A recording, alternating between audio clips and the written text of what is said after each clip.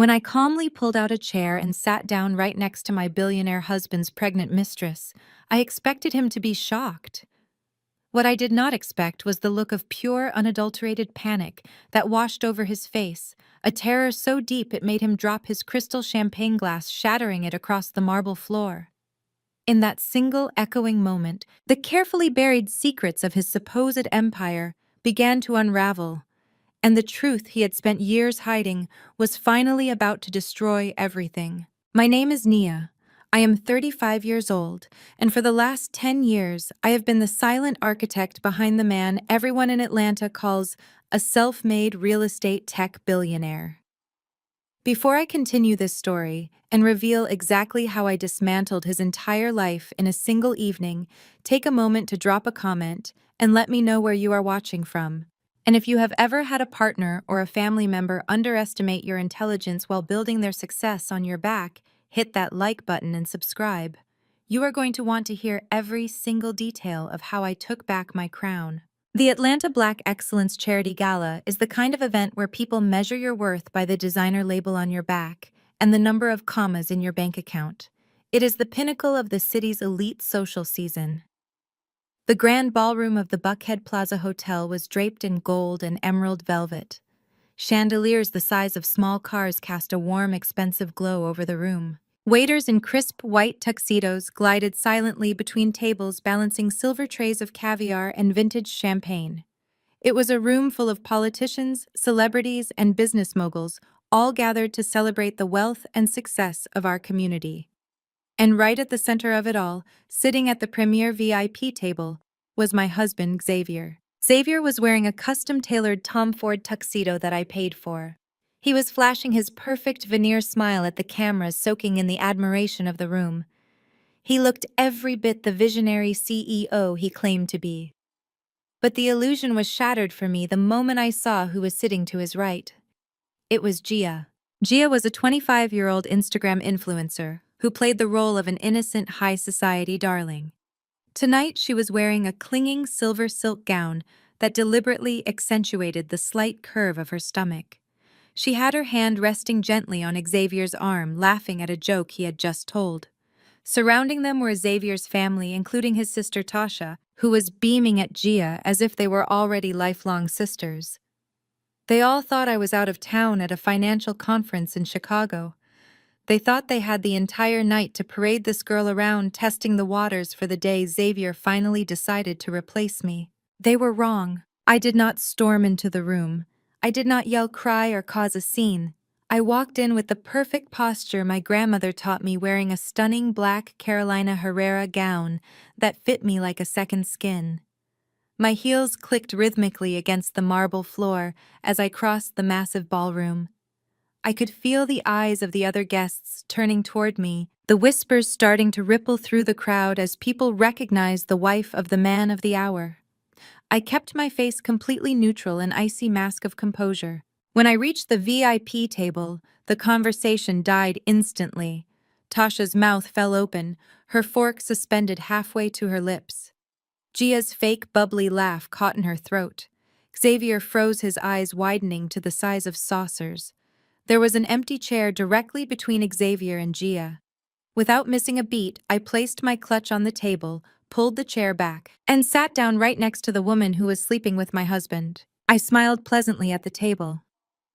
"Good evening, family," I said, my voice smooth and perfectly modulated.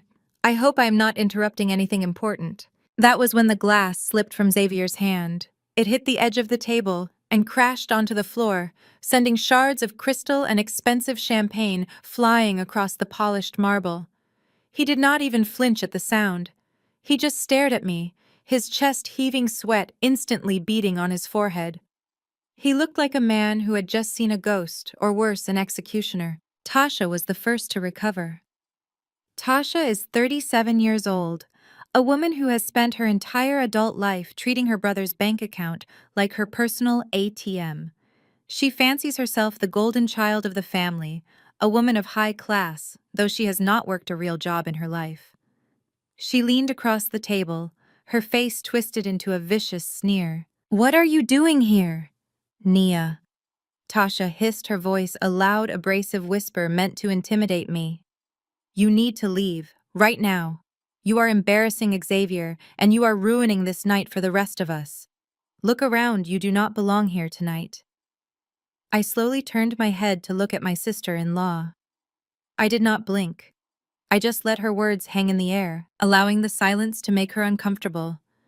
But Tasha was never one to know when to stop talking. Do not look at me like that! Tasha continued, her voice trembling with a mix of anger and malicious glee. We all know the truth. You are just a glorified accountant. Xavier is building a legacy, and Gia here is carrying his real heir. So do yourself a favor, pack your little bags, and go back to whatever boring corporate office you crawled out of. This table is for the future of this family. The sheer audacity of her words would have broken me a year ago. A year ago, I would have fled this room in tears, wondering why my love and my sacrifices were never enough for this family. I would have agonized over the fact that I was the one who funded her luxury cars, her designer bags, and her supposed high society lifestyle, only to be cast aside the moment a younger, more compliant woman came along. But I was no longer the woman who sought their approval. I was the woman who controlled their survival. I did not raise my voice. I did not acknowledge Tasha's pathetic attempt to humiliate me. Instead, I raised my hand slightly to catch the attention of a passing waiter. He hurried over immediately, sensing the tension at the table.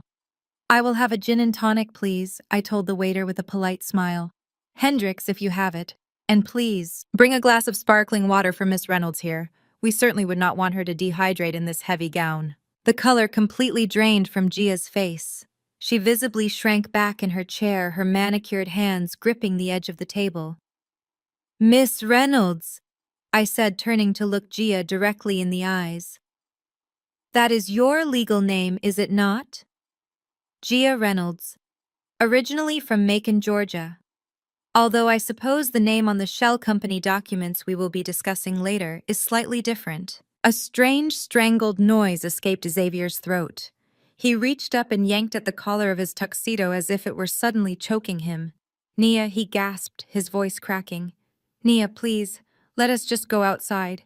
Let us go to the car. Please, I am begging you. Tasha looked back and forth between her brother and me, completely confused by his reaction. Xavier, what is wrong with you? She snapped. Why are you begging her? Tell security to escort her out. She is insulting your pregnant girlfriend. But Xavier could not even look at Tasha. His eyes were locked on mine, filled with a primal, desperate fear. He knew.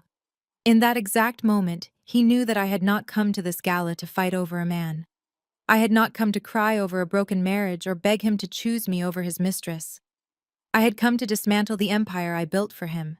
Xavier was not afraid of a cheating scandal. In his world, a wealthy man having a young mistress was practically a status symbol. It would be gossiped about for a week and then forgotten. No, Xavier was terrified because of what I had just said. Miss Reynolds, shell companies. He knew that as the chief financial officer of our holding company and the quiet force behind every major deal he had ever closed, I had access to everything. Every bank account, every offshore trust, every single fraudulent document he had signed when he thought I was not paying attention. He had spent the last 2 years siphoning money from our legitimate businesses into fake vendor accounts, setting Gia up as the fall guy, all while trying to slowly push me out of the picture. He thought he was a mastermind. He thought his little HBCU-educated wife was too blindly in love to notice the discrepancies in the ledgers. I leaned closer to Xavier, ignoring the confused and angry stares of his family. I picked up a cloth napkin and gently placed it over the spilled champagne on the table. You look pale, Xavier, I said softly, my voice carrying only to his ears. Are you worried about the initial public offering tomorrow? Or are you just realizing that the $50 million mezzanine loan you secured last month has a very specific morality clause attached to it? A clause that allows the primary creditor to recall the debt immediately upon evidence of financial misconduct. Xavier's breathing became ragged. His hands were shaking so violently that he had to grip his knees under the table. Nia, he whispered, tears actually welling up in his eyes. Nia, whatever you are doing, stop. You are going to ruin me. You are going to ruin all of us. I took a slow, deliberate sip of the gin and tonic the waiter had just placed in front of me. The ice clinked softly against the glass. I looked at Gia, who was now trembling, realizing that the fairy tale she thought she had secured was rapidly turning into a nightmare. I looked at Tasha, who was still glaring at me, entirely ignorant of the fact that the designer dress she was wearing was paid for by the very same credit line I had frozen 2 hours ago. I am not ruining anything, Xavier, I replied, my voice as cold as the ice in my glass. I am simply restructuring my investments. And as of tonight, you are officially a liability. The music in the ballroom continued to play a lively jazz tune that sharply contrasted with the absolute destruction happening at our table. The guests around us continued to laugh and drink, completely unaware that the supposed billionaire tech genius they were celebrating was currently watching his entire life evaporate before his eyes.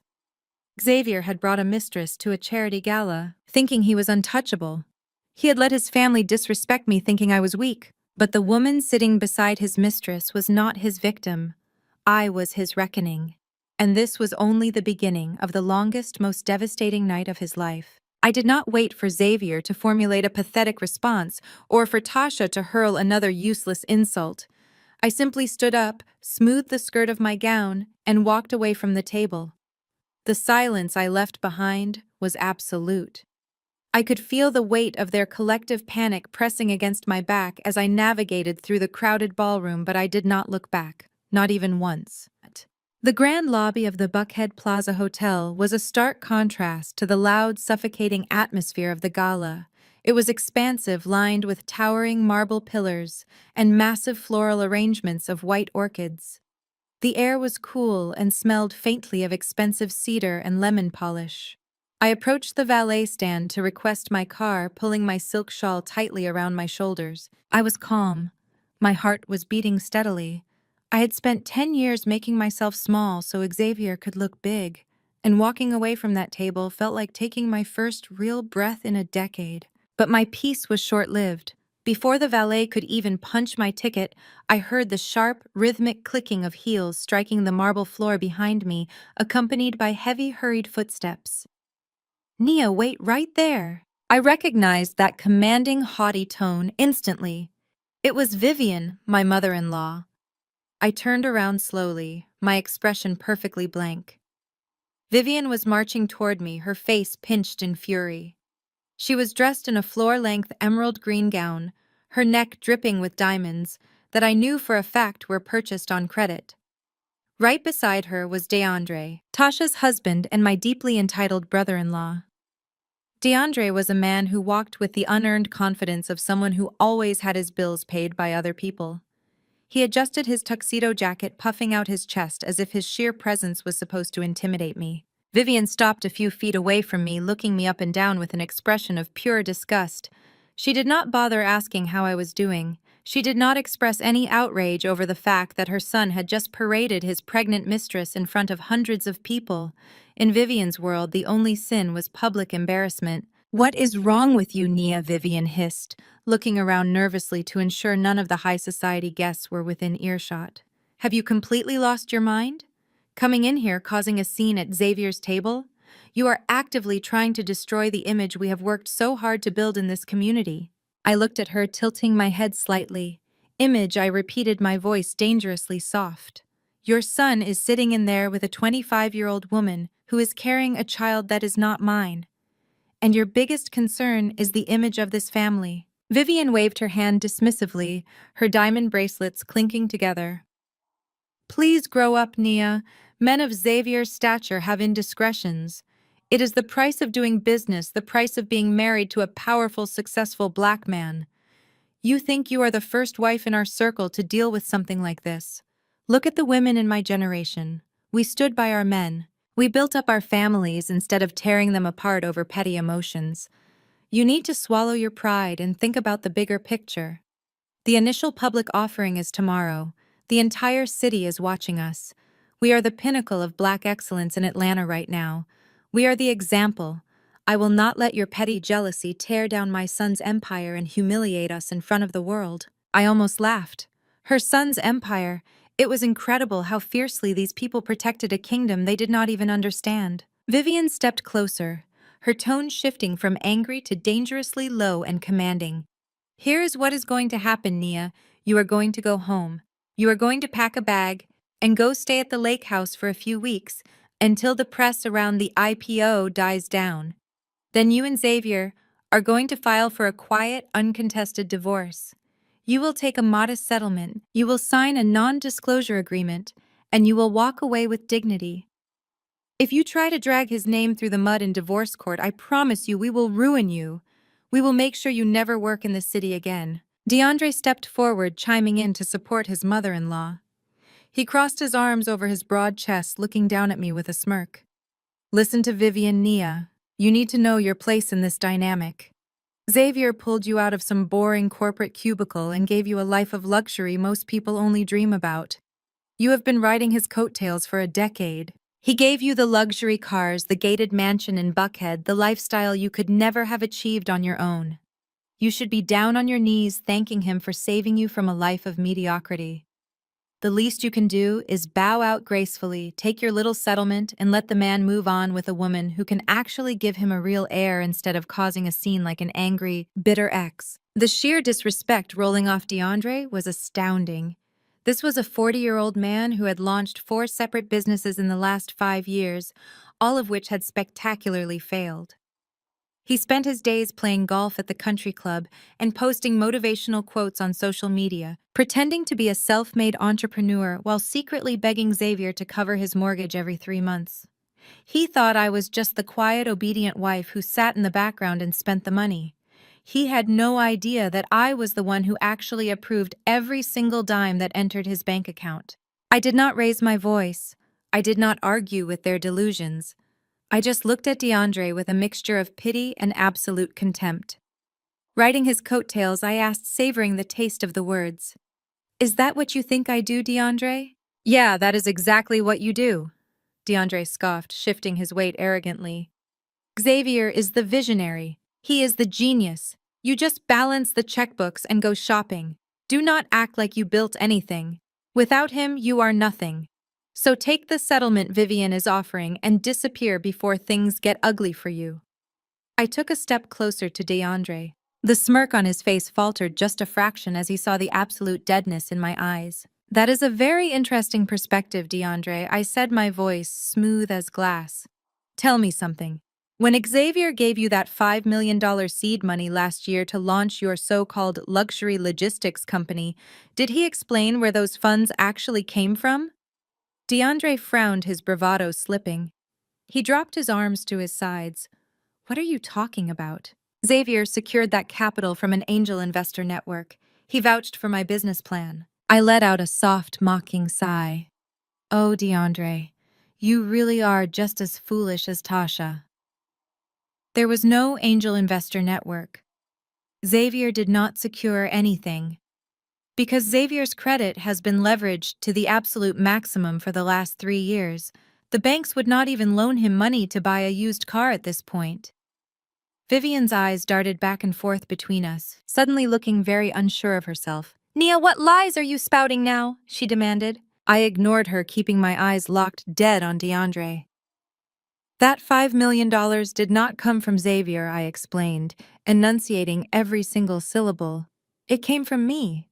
Specifically, it came from a high-yield trust fund established by my grandfather, which I control entirely.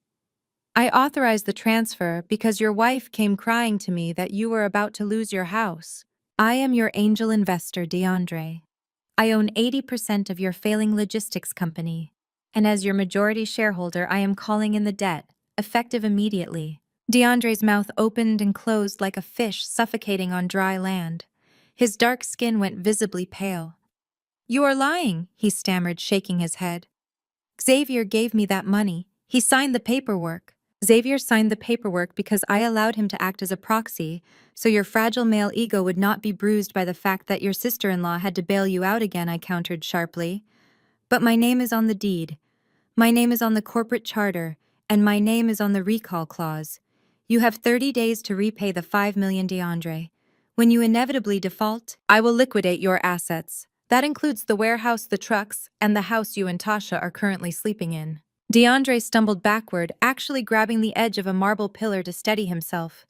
He looked at Vivian, waiting for her to tell him I was lying, but Vivian was completely silent, her face frozen in horror as the reality of my words began to sink in.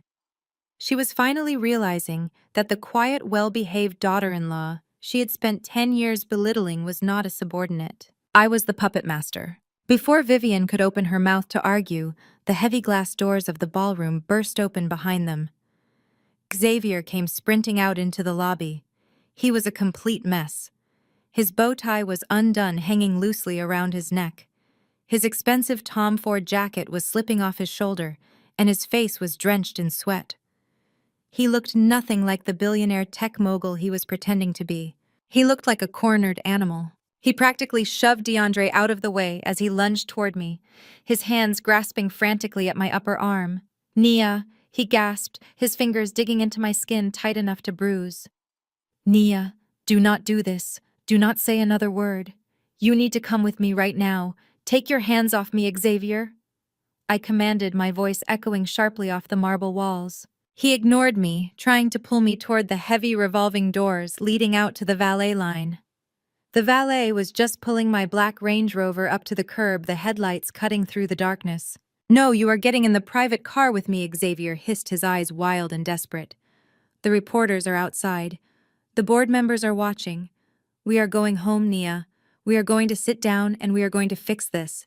You are not going to ruin my life over a stupid mistake. You are my wife. You are supposed to protect me." I yanked my arm violently out of his grip. He stumbled forward, nearly losing his balance on the polished floor. I smoothed the sleeve of my gown, looking at him as if he were a piece of trash stuck to the bottom of my shoe. "I spent 10 years protecting you, Xavier," I said coldly. "I covered your tracks. I paid your debts. I smiled for the cameras, and I let you take the credit for the empire I built with my family's money. I did it because I loved you. I did it because I believed in the vows we took. But you broke those vows the second you moved that girl into the penthouse I paid for. You are not a billionaire. Xavier, you are a fraud, and the protection has officially expired." I turned my back on all three of them. DeAndre was still leaning against the pillar, looking completely sick to his stomach. Vivian was clutching her diamond necklace, her mouth open in silent shock. Xavier was standing in the middle of the lobby chest, heaving, his entire world crashing down around his ears. I walked through the revolving doors, the cool night air hitting my face. The valet held the door of my Range Rover open for me. I slipped into the driver's seat, tipped him a crisp $100 bill, and pressed the push to start button. As I pulled away from the Buckhead Plaza Hotel, I glanced in the rearview mirror. Xavier had run out onto the sidewalk, watching my taillights disappear into the night, looking like a man who had just been handed a death sentence. He had no idea how right he was. The real destruction was only just beginning. The drive back to our Buckhead mansion was the quietest 20 minutes of my life. My hands were steady on the steering wheel of the Range Rover, the tires humming against the smooth asphalt. I did not turn on the radio. I just let the silence wash over me, clearing my mind for the battle that was about to take place within the walls of my own home. I pulled through the massive wrought iron gates and parked in the circular driveway. The house was entirely dark, a sprawling 12,000 square foot testament to the wealth I had carefully managed and grown over the last decade. It was supposed to be our sanctuary. Tonight, it was a war zone. I unlocked the heavy mahogany front door and stepped into the grand foyer. I did not bother turning on the main chandelier. I simply walked into the formal living room, poured myself a glass of sparkling water from the wet bar, and sat down on the white leather sofa in the dark. I knew he was coming. I did not have to wait long. 10 minutes later, the front door violently banged open. Xavier stormed into the foyer, his heavy footsteps echoing off the marble floors. He flicked on the lights, illuminating the room and spotting me sitting calmly in the corner. His tuxedo was completely ruined now, the jacket discarded somewhere between the hotel and here, his white dress shirt unbuttoned at the collar. He looked exhausted, frantic and cornered. For a moment he just stood there, breathing heavily, trying to read my expression. When he realized I was not going to scream or throw things at him, he immediately switched tactics. The aggressive, desperate man from the hotel lobby vanished. In his place stood the victim. Xavier let his shoulders slump. He walked over to the sofa across from me and collapsed into it, too, burying his face in his hands. "Nia, I am so sorry," he whispered, his voice trembling with manufactured emotion. "I am so unbelievably sorry. You were never supposed to find out like this. You were never supposed to see her." I took a sip of my water, my face a mask of absolute indifference. "Go on, Xavier. Tell me how this is somehow my fault. Tell me how the stress of your incredible success drove you into the arms of a 25-year-old Instagram model." He looked up, his eyes bloodshot, playing the role of a broken man perfectly. "It is the pressure, Nia," he pleaded, leaning forward and resting his elbows on his knees. "You know what I have been dealing with for the last 2 years. The board members breathing down my neck. The media scrutinizing every move I make. The weight of this upcoming initial public offering is crushing me. I am supposed to be the face of Black excellence in the tech real estate world. Do you know how heavy that crown is? Every single day I wake up terrified that I'm going to lose it all, that I'm going to let everyone down." He reached out, trying to take my hand, but I pulled it away. He sighed heavily, a practiced sound of defeat. "Gia means nothing to me, Nia. She is just a distraction. A stupid, meaningless distraction from the anxiety. When I am with her, I do not have to think about the SEC filings or the corporate debt or the investors. She does not ask me about profit margins like you do. I love you. I have only ever loved you. We built this life together, and I am begging you not to throw away 10 years of marriage over a moment of weakness." I looked at him, feeling a deep, profound sense of disgust. "A moment of weakness," I repeated flatly. "Xavier, you moved her into a luxury penthouse. You are parading her around in public. Your sister is bragging about the child she is carrying. That is not a moment of weakness. That is an entirely separate life. And you did it all using the financial infrastructure that I built and maintained for you." When the victim card failed to elicit my sympathy, a dark shadow crossed Xavier's face. The fake tears dried up instantly. His posture straightened, and the warmth completely drained from his eyes. He realized he could not manipulate my emotions, so he decided to attack my security. Xavier stood up, walked out of the living room, and headed down the hall to his private study. I heard a safe click open, followed by the rustling of thick paper. A minute later, he walked back into the living room and tossed a thick, legally bound document onto the glass coffee table directly in front of me. "What is this?" I asked, not bothering to reach for it. "That is your reality check," Xavier said coldly. His voice was entirely devoid of the affection he had faked just moments ago. "It is a post-nuptial agreement. I had my legal team drafted up 3 months ago when I realized you were getting too comfortable asking questions about the offshore accounts." I glanced at the cover page. It was a predatory document designed to strip me of every single piece of equity I held in his companies, leaving me with a meager monthly stipend that would barely cover the property taxes on a decent house. "You want me to sign away my rights to the empire I funded?" I said, keeping my tone carefully neutral. "I am not asking you to sign it, Nia. I am telling you to sign it," Xavier sneered, unbuttoning his cuffs and rolling up his sleeves. "Because if you do not sign it, and if you try to take me to divorce court to humiliate me, I will destroy you. I will drag your name through the mud so thoroughly that you will never be able to show your face in Atlanta again." "You have nothing on me, Xavier," I stated simply. "I have been a flawless wife and a perfect chief financial officer." He let out a sharp, cruel laugh. "You think the truth matters in family court? You think a judge cares about who balanced the checkbooks? Let me explain how this is going to work, Nia. If you try to fight me, my lawyers are going to file for full exclusive custody of Leo." My breath caught in my throat for just a fraction of a second. Leo. Our 7-year-old adopted son. The little boy I had raised since he was 6 months old, the center of my entire universe. Xavier knew exactly where my only vulnerability lay. "You would not dare," I whispered, ensuring my voice sounded sufficiently terrified. "Try me," Xavier threatened, leaning over the coffee table, his face inches from mine.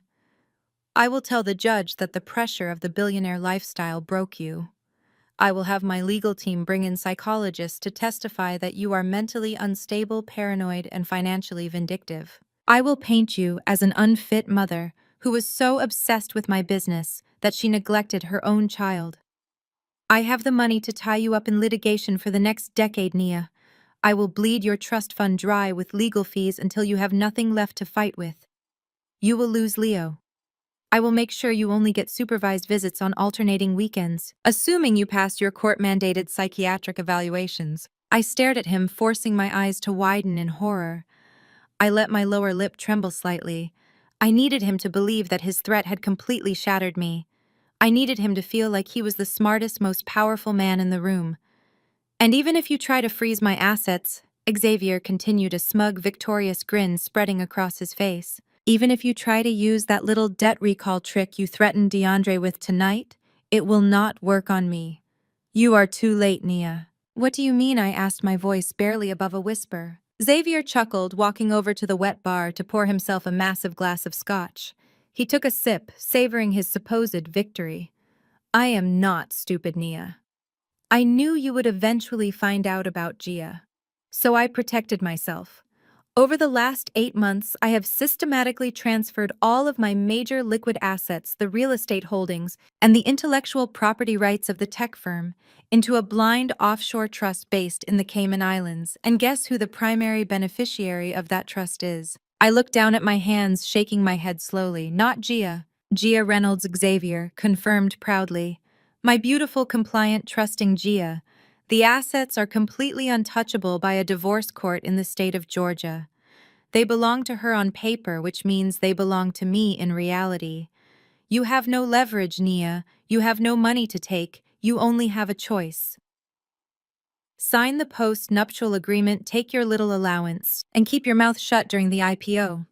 Or fight me and lose your son forever. I covered my face with my hands. I forced my shoulders to shake, letting out a soft, broken sob.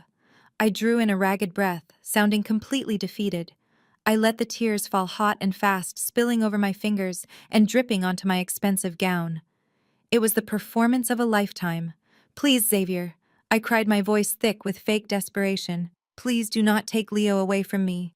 He is my baby. You cannot do this. You cannot just erase me from our lives. Xavier walked over and patted my head condescendingly, the way one might comfort a disobedient dog that had finally learned its place.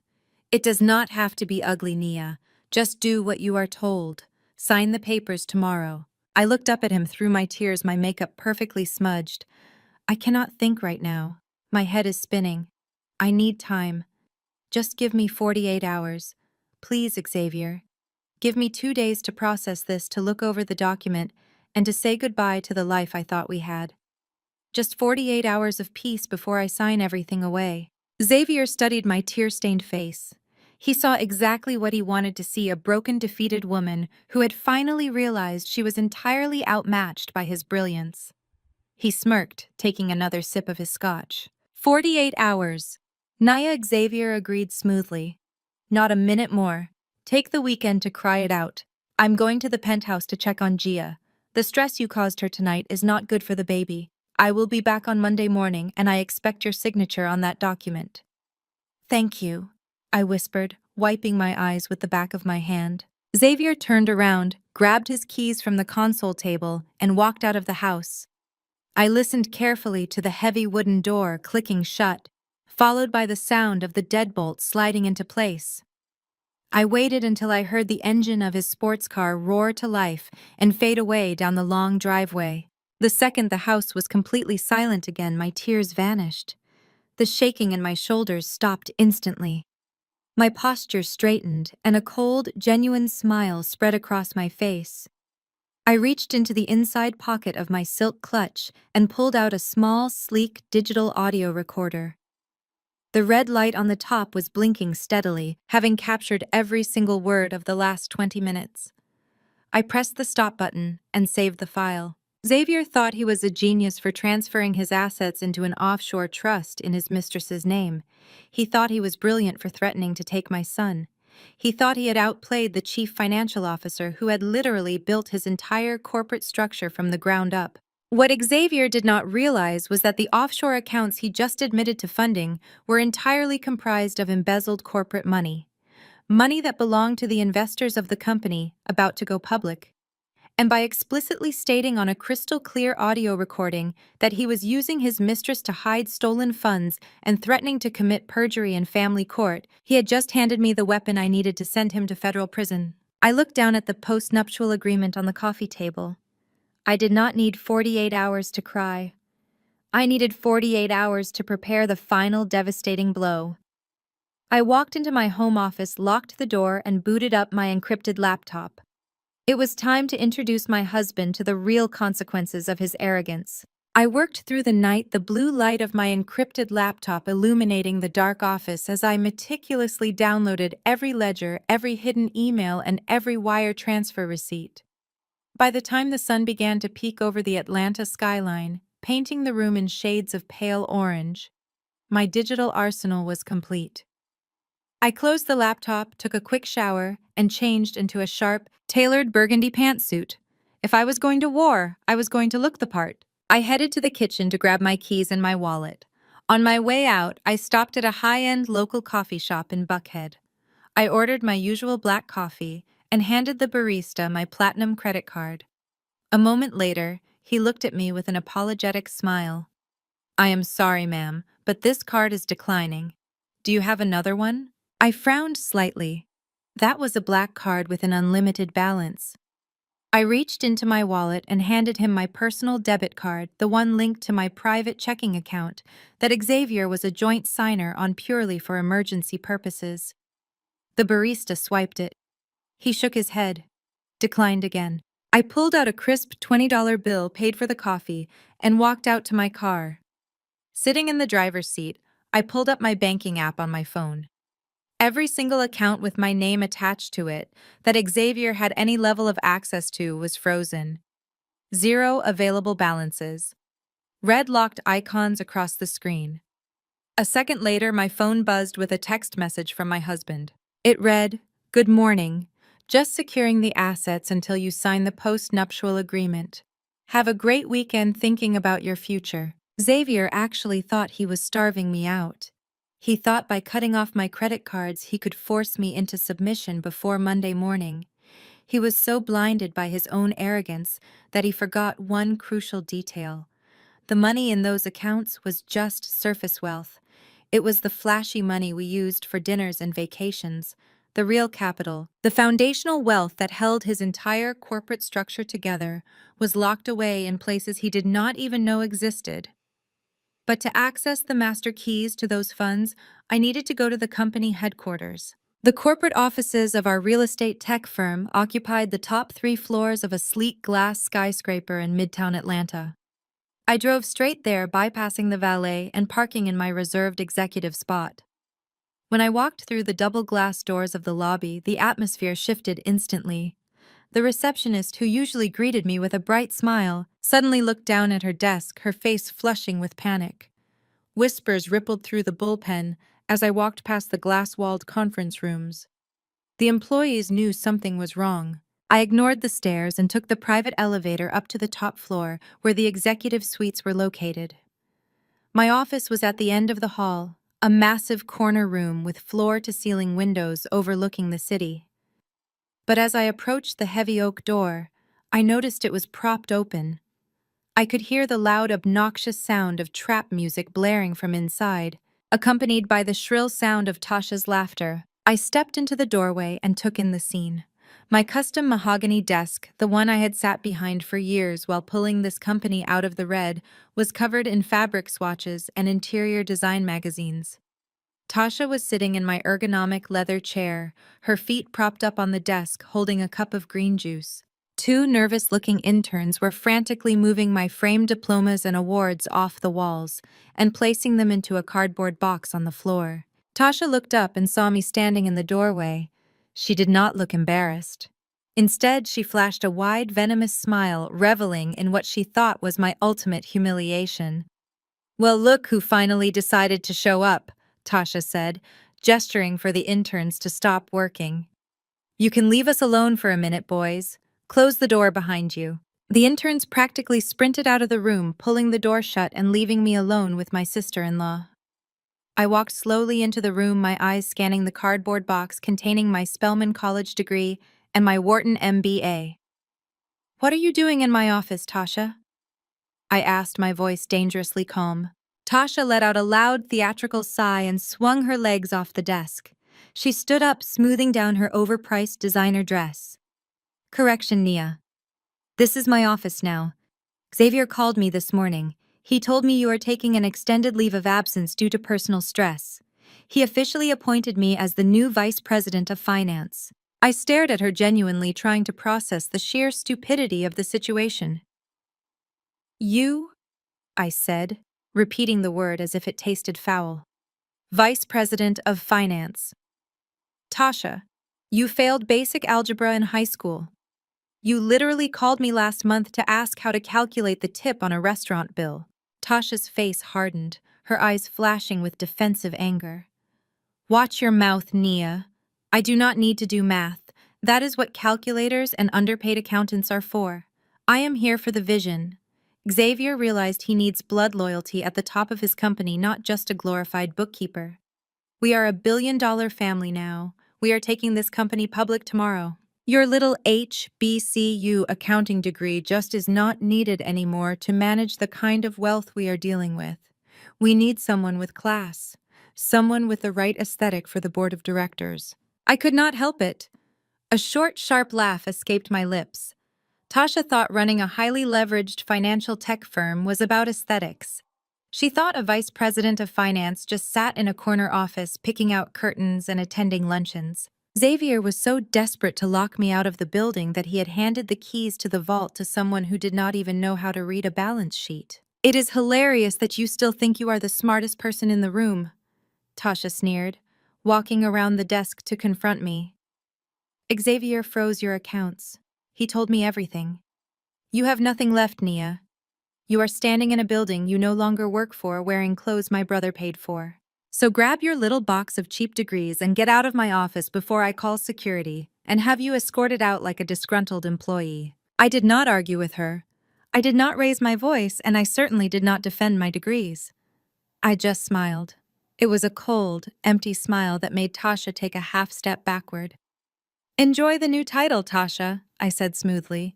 "I am sure it will look fantastic on your resume when you are applying for retail jobs next month." Before she could process the insult, I walked right past her, heading toward the large Persian rug that covered the center of the office floor.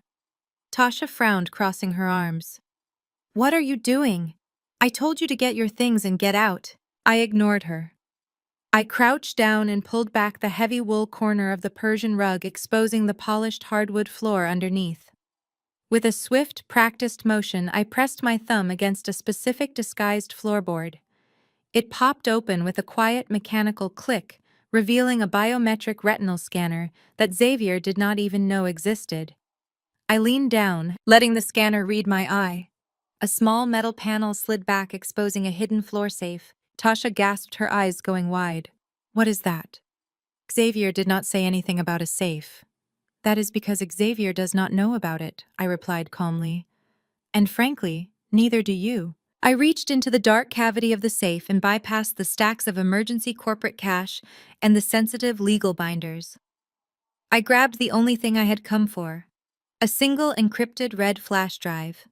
It contained the master authorization codes for the generational trust funds that were acting as the silent guarantors for every single loan Xavier had ever taken out. It was the kill switch to his entire empire. I slipped the red flash drive into the pocket of my blazer, closed the safe, and kicked the Persian rug back into place. I stood up and smoothed my jacket, looking at Tasha one last time. She was staring at the floor, visibly unnerved by the fact that there were secrets in this room she knew nothing about. "I will leave the box of degrees here," I told her politely. "You can throw them away. I really do not need them to prove who I am. Have a wonderful day at the office, Madam Vice President. Try not to bankrupt the company before lunchtime." I turned and walked out of the office, the sound of Tasha yelling my name fading behind the heavy oak door. I walked past the staring employees, stepped into the private elevator, and hit the button for the lobby. As the elevator descended rapidly, I pulled my cell phone from my purse. I dialed a private unlisted number that routed directly to a highly secure wealth management firm in Geneva. The phone rang only twice before a crisp professional voice answered. "Good morning, Mrs. Brooks. How can we assist you today?" "Good morning, Julian," I said, my voice steady and completely devoid of emotion. "I am authorizing a complete portfolio liquidation regarding the Atlanta Tech holdings." "Understood," the voice replied, tapping rapidly on a keyboard. "Are we restructuring the debt, ma'am?" "No," I answered, stepping out of the elevator and into the bright lobby of the building. "We are not restructuring. Initiate the debt recall protocol. All of it. Call in every single corporate loan, every mezzanine line of credit, and every private mortgage guaranteed by my family's trust. Give them the standard 24-hour notice of default." There was a brief pause on the line. "Ma'am, calling in the debt simultaneously will trigger immediate insolvency for the firm and personal bankruptcy for the primary signers." "I know exactly what it will trigger, Julian," I said, walking out the glass doors into the warm morning sun. "Execute the protocol immediately." "Yes, ma'am. Consider it done." I hung up the phone and slipped it back into my purse. Xavier wanted to freeze my checking account and take my office. That was fine. Let him have the office. Because by tomorrow morning he was not even going to own the building. Let him play his little games with his mistress and his ignorant sister. The countdown to their absolute destruction had officially begun. I spent the rest of Saturday finalizing the digital paperwork with Julian, ensuring that by Monday morning the financial avalanche would be unstoppable. By Sunday afternoon, I only had one priority left for the weekend. I needed to pick up my son Leo. He had been staying at Vivian's house for the weekend, a pre-arranged visit that I refused to cancel just because my husband was a coward. Vivian hosted a family cookout every final Sunday of the month. In the Black community, a Sunday cookout is sacred ground. It is a place of unity, loud music, dominoes slamming on folding tables, and the smell of hickory smoke in the air.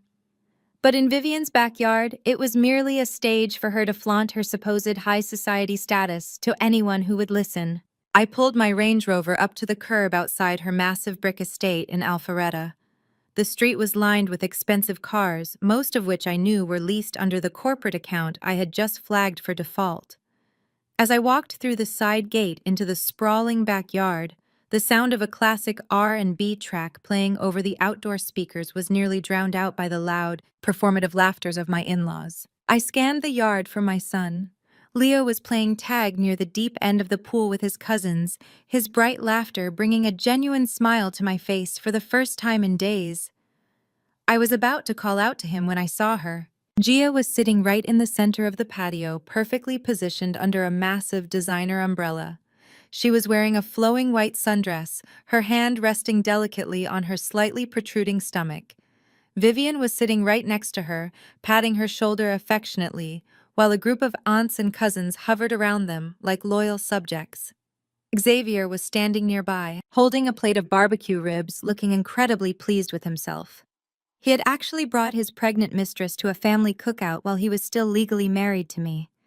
It was the ultimate display of disrespect, a calculated move orchestrated by Vivian to formally introduce Gia into the family fold and push me out entirely. I did not turn around and leave. I walked straight onto the stone patio, my head held high, the heels of my sandals clicking sharply against the flagstone.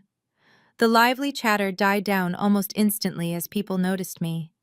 Aunts who usually hugged me suddenly found their potato salad incredibly interesting. Uncles who used to ask me for stock advice suddenly needed to check the temperature on the grill. "Well, look who decided to grace us with her presence," Vivian announced loudly, ensuring every single person in the yard could hear her.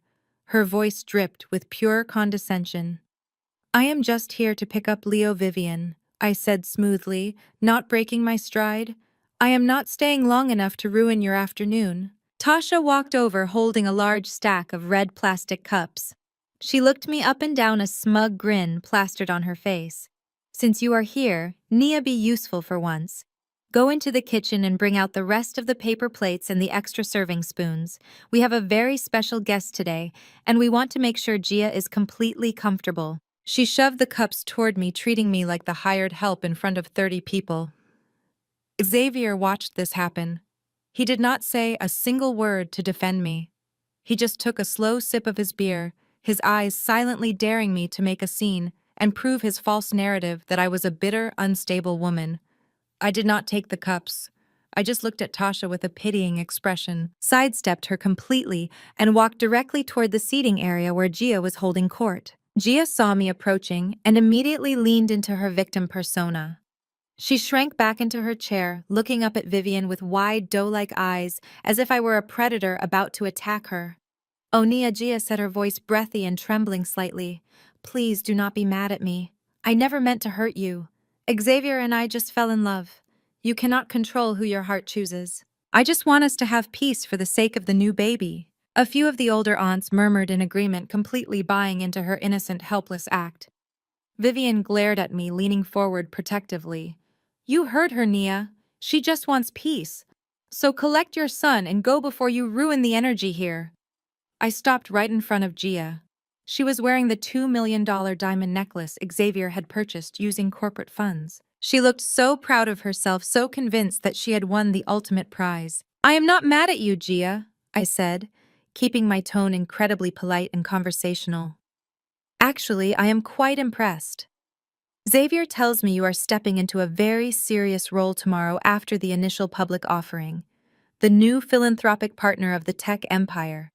That is a massive responsibility for someone your age." Gia perked up instantly, her vanity easily overpowering her fake fear. The opportunity to brag in front of the family was too tempting for her to pass up. She sat up straighter, smoothing the fabric of her dress. "Yes, well, Xavier knows how passionate I am about giving back to the community. He just put a $10 million charity foundation entirely in my name. I am the sole director. It is going to be focused on underprivileged youth. We are going to do amazing things." The family members nearby let out audible gasps of awe. $10 million. Vivian beamed with pride, looking around to make sure everyone heard the staggering number. Tasha sneered at me from across the patio, clearly thrilled that Gia was replacing me not just in Xavier's bed, but in the corporate hierarchy as well. "That is wonderful, Gia," I replied, offering her a bright, enthusiastic smile. "Managing a $10 million foundation is a huge undertaking. Have you already filed the IRS Form 990 for this fiscal year?" Gia blinked. Her confident smile faltered. "The what?" "The Form 99. "Oh," I repeated, speaking slowly and clearly as if explaining a basic concept to a child. "And I assume you have fully secured your 501c3 tax-exempt status, right? Because as the sole director, you are personally liable for the operational compliance. If the foundation is receiving offshore transfers from Xavier's holding companies without the proper philanthropic audits, the federal government views that as direct wire fraud. But I am sure you already knew that when you signed the papers designating yourself as the primary beneficiary." The patio went dead silent. Gia looked completely clueless, her eyes darting nervously around the yard. She opened her mouth to speak, but no words came out. She had no idea what a Form 990 was. She did not know what a 501c3 was. She just liked the idea of being called a director and having millions of dollars attached to her name. She had no idea she was legally holding the bag for a massive financial crime, but Xavier knew. I heard the loud clatter of a plate hitting the flagstone behind me. I turned around to see Xavier standing near the grill, his face entirely devoid of color. The ribs he had been holding were scattered across the ground. He was staring at me, his chest rising and falling rapidly as panic seized him for the second time in 3 days. He realized right then that my questions were not random. I was not just trying to embarrass his mistress with corporate jargon. I was letting him know exactly how deep my knowledge went. I knew about the foundation. I knew it was not a real charity. I knew he was using it to wash $10 million of embezzled corporate funds before the IPO, and I knew he had tricked Gia into putting her signature on every single fraudulent document. "What are you talking about, Nia?" Vivian demanded, breaking the silence. Her voice lacked its usual authority. "Stop trying to confuse the girl with your accounting terms." I turned back to Gia. "Just make sure your lawyer reviews those documents," I said gently. "The feds are rarely sympathetic to the I just fell in love defense when it comes to wire fraud." Gia swallowed hard. She looked at Xavier, silently begging him to explain. But Xavier could not look at her. He was paralyzed by sheer fear. I walked away, calling my son. Leo, time to go home. As we left the yard, I knew Xavier finally understood. You never go to war with the person who built your armor. By Monday morning, my armor was fully weaponized. I sat in the corner office of Sterling and Associates, widely known as the most ruthless corporate litigation firm in the entire state of Georgia, offering a sweeping panoramic view of the downtown Atlanta skyline. Across the polished mahogany desk sat Valerie Sterling, a remarkably high-powered attorney worth every single penny she billed. But we were not looking at each other. Our eyes were locked on the flat-screen television. Xavier had decided to go on the offensive. He was sitting on the brightly lit set of the Morning Business Report, a nationally syndicated financial news show broadcast to millions of viewers. He looked sharp, composed, and entirely fake. He wore a crisp navy suit, confidently projecting the carefully manufactured image of a seasoned chief executive officer. Beside him, tightly clutching his hand, sat Gia in a demure pink pantsuit playing the devoted inspirational muse perfectly. The host leaned forward eagerly. Xavier, your massive real estate tech firm is officially going public tomorrow morning. This initial public offering is projected to be one of the largest in Atlanta's history. How are you handling the pressure? Xavier smiled humbly. It is a monumental moment for the culture. I started this company with a vision to revolutionize urban real estate for marginalized communities. I wanted to create a path for true generational wealth. But as you climb the mountain of success, you realize that not everyone is equipped to handle the altitude. Some people are satisfied with just being comfortable, while I'm trying to build an empire that outlasts us all. The host raised an eyebrow. Are you referring to the persistent rumors regarding your recent marital separation? Xavier let out a heavy, perfectly timed sigh. Yes, it is deeply unfortunate. When you are building a legacy, you need a partner who understands the vision, focused on giving back, not just hoarding wealth. Unfortunately, my soon-to-be ex-wife and I grew apart. She became very bitter, very focused on the money, and she lost sight of the philanthropic soul of this enterprise. I needed a partner who shared my passion for the people. Gia squeezed his hand, gazing at him with manufactured adoration. Xavier turned to her, his smile widening. That is why I am so incredibly proud to introduce Gia Reynolds. She is not just the love of my life. She is my new philanthropic partner. Tomorrow, alongside the IPO, we are launching a $10 million charity foundation, directed entirely by Gia, aimed at uplifting underprivileged neighborhoods, because true wealth is about what you give back. Valerie muted the television. She leaned back in her leather chair, steeping her fingers. Her expression was the mark of a woman who destroyed arrogant men for a living. Well, Valerie said smoothly, he is certainly committing to the narrative, painting you as the greedy, bitter ex-wife who could not handle his brilliance while simultaneously admitting on national television that he is funding a $10 million shell foundation with pre-IPO corporate capital. I have seen men hang themselves before, Nia, but your husband is building his own gallows, buying the rope and tying the knot on a live broadcast. I took a sip of my coffee, feeling completely calm. A year ago, watching the man I loved sit on national television and lie about my character would have destroyed me. I would have been crying hysterically, calling his phone, begging him to stop. I would have logged onto every social media platform, typing out frantic paragraphs, trying to defend my name against his army of followers. I would have played right into his trap, looking exactly like the unhinged, unstable woman he was trying to convince the world I was. But today, I felt absolutely nothing but a cold, clinical focus. I am not going to respond to it, I told Valerie. Let him do his press tour. Let him soak up the applause. Let Tasha and Vivian share the interview on their pages and brag about their new philanthropic superstar. The higher he climbs today, the harder the impact will be tomorrow. Valerie nodded approvingly. Silence is the ultimate luxury of the truly powerful. Most women would want to issue a cease and desist right now for defamation. But you understand the assignment, Naya. We only care about the court of law. And right now, he is handing the Securities and Exchange Commission a beautifully packaged confession. I set my coffee cup down on the saucer. What is the status of the offshore accounts? Valerie slid a sleek black leather folder across the desk. The Geneva Wealth Management firm confirmed your instructions at 6 o'clock this morning. The debt recall protocol has been fully initiated. Xavier's primary holding company is now officially in default on $50 million worth of mezzanine loans. The offshore accounts he transferred into Gia's name were immediately flagged by international banking authorities due to the discrepancy in the signatory rights. He thought he was hiding his money in the Cayman Islands. Instead, he essentially trapped it in a frozen vault that only you have the legal right to unlock. I opened the folder. The crisp white pages inside were filled with dense legal jargon, but to me they read like poetry. These were the consequences of taking my loyalty for granted. These were the receipts for every late night I spent balancing his books, every time I covered DeAndre's ridiculous debts, and every time I smiled politely while Vivian insulted my education. Are the eviction notices ready? I asked, pulling a heavy Montblanc pen from my purse. Valerie tapped a manicured fingernail against a separate stack of documents on the corner of her desk. Ready and waiting.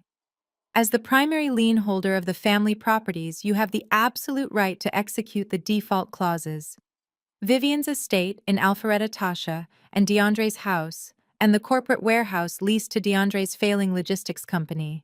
They have all breached the terms of their financial agreements by failing to secure the secondary collateral, which Xavier conveniently forgot to tell them was tied directly to his now frozen credit lines. I uncapped my pen. I started with Vivian's house. I thought about the way she had looked at me just yesterday at the cookout, treating me like a servant in a house that my grandfather's money had purchased. I remembered how she constantly mocked my HBCU education, implying it was inferior while happily living off the dividends it produced. I signed my name with a smooth, decisive stroke. Next was Tasha's house. I thought about her sitting behind my mahogany desk, kicking her feet up, telling me my degree was worthless because she was part of a billion-dollar family. I thought about the countless times she had conveniently forgotten her wallet at expensive dinners, expecting me to quietly pick up the tab while she paraded around in designer clothes I ultimately paid for. I signed my name again, sealing her fate. Then came DeAndre's warehouse. I remembered his smug face in the hotel lobby, telling me to get on my knees and thank his brother for saving me from mediocrity. I pressed the pen down hard, signing the final authorization. I closed the folder and pushed it back across the desk toward Valerie. I checked my gold wristwatch. It was 9 in the morning. Xavier would be leaving the television studio right about now, heading to the corporate headquarters to pop champagne with his sister and prepare for the ringing of the bell tomorrow. He would be checking his phone, expecting angry texts from me, expecting to see me unraveling into chaos. Valerie picked up the folder. Her eyes gleamed with professional satisfaction. We have process servers standing by in every designated zone, she said. They are highly trained professionals.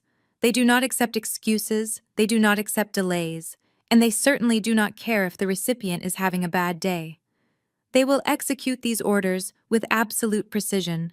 I looked out the massive glass window at the sprawling city below. I had spent 10 years building a kingdom for a man who did not respect the architect. He had used my bricks to build his throne, and now he was trying to invite another woman to sit beside him. But he had forgotten one crucial detail. I was the one who controlled the foundation, and I was pulling it right out from under him. I took a deep breath, feeling the last remnants of my old submissive self fade away into the air-conditioned atmosphere of the office. I turned my gaze away from the window and looked directly into my lawyer's eyes.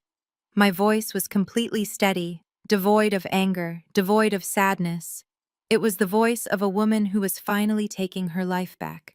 Serve the papers, all of them, today. By 7 o'clock that evening, the coastal marina in Savannah was illuminated by the blinding lights of the Obsidian, a magnificent triple-decker mega-yacht that Xavier used as his floating palace. He had flown his top investors' board members and, of course, his deeply entitled family down to the coast for an extravagant pre-initial public offering celebration. The air was thick with the smell of sea salt, expensive cigars, and roasted seafood. I stood at the edge of the private dock, watching the spectacle from the shadows. The yacht was glowing with neon blue underwater lights. A live jazz band was playing on the upper deck. Women in designer evening gowns and men in tailored linen suits were clinking crystal glasses. At the very center of the upper deck, standing near the railing with a microphone in his hand, was Xavier. He was in his element, wearing a white tuxedo jacket, holding his glass of champagne high. Beside him stood Gia, wearing a tight sequined dress, playing her role as the adoring philanthropic partner. I could hear his booming voice carrying over the water, amplified by the expensive sound system. To vision, Xavier proclaimed, his voice dripping with arrogance. To the kind of relentless drive that turns a simple idea into a billion-dollar legacy. They told me I could not build an empire, but look at us tonight. We are redefining Black excellence. We are making history. The crowd erupted into applause. My mother-in-law Vivian was clapping the loudest, beaming with pride. Tasha and DeAndre were standing right near the front, drinking heavily and taking selfies to post on their social media accounts, desperate to show the world how important they were. They were celebrating a victory they had not earned with money that was not theirs. It was the perfect moment to pull the rug out from under them. I stepped out of the shadows and walked directly toward the boarding ramp.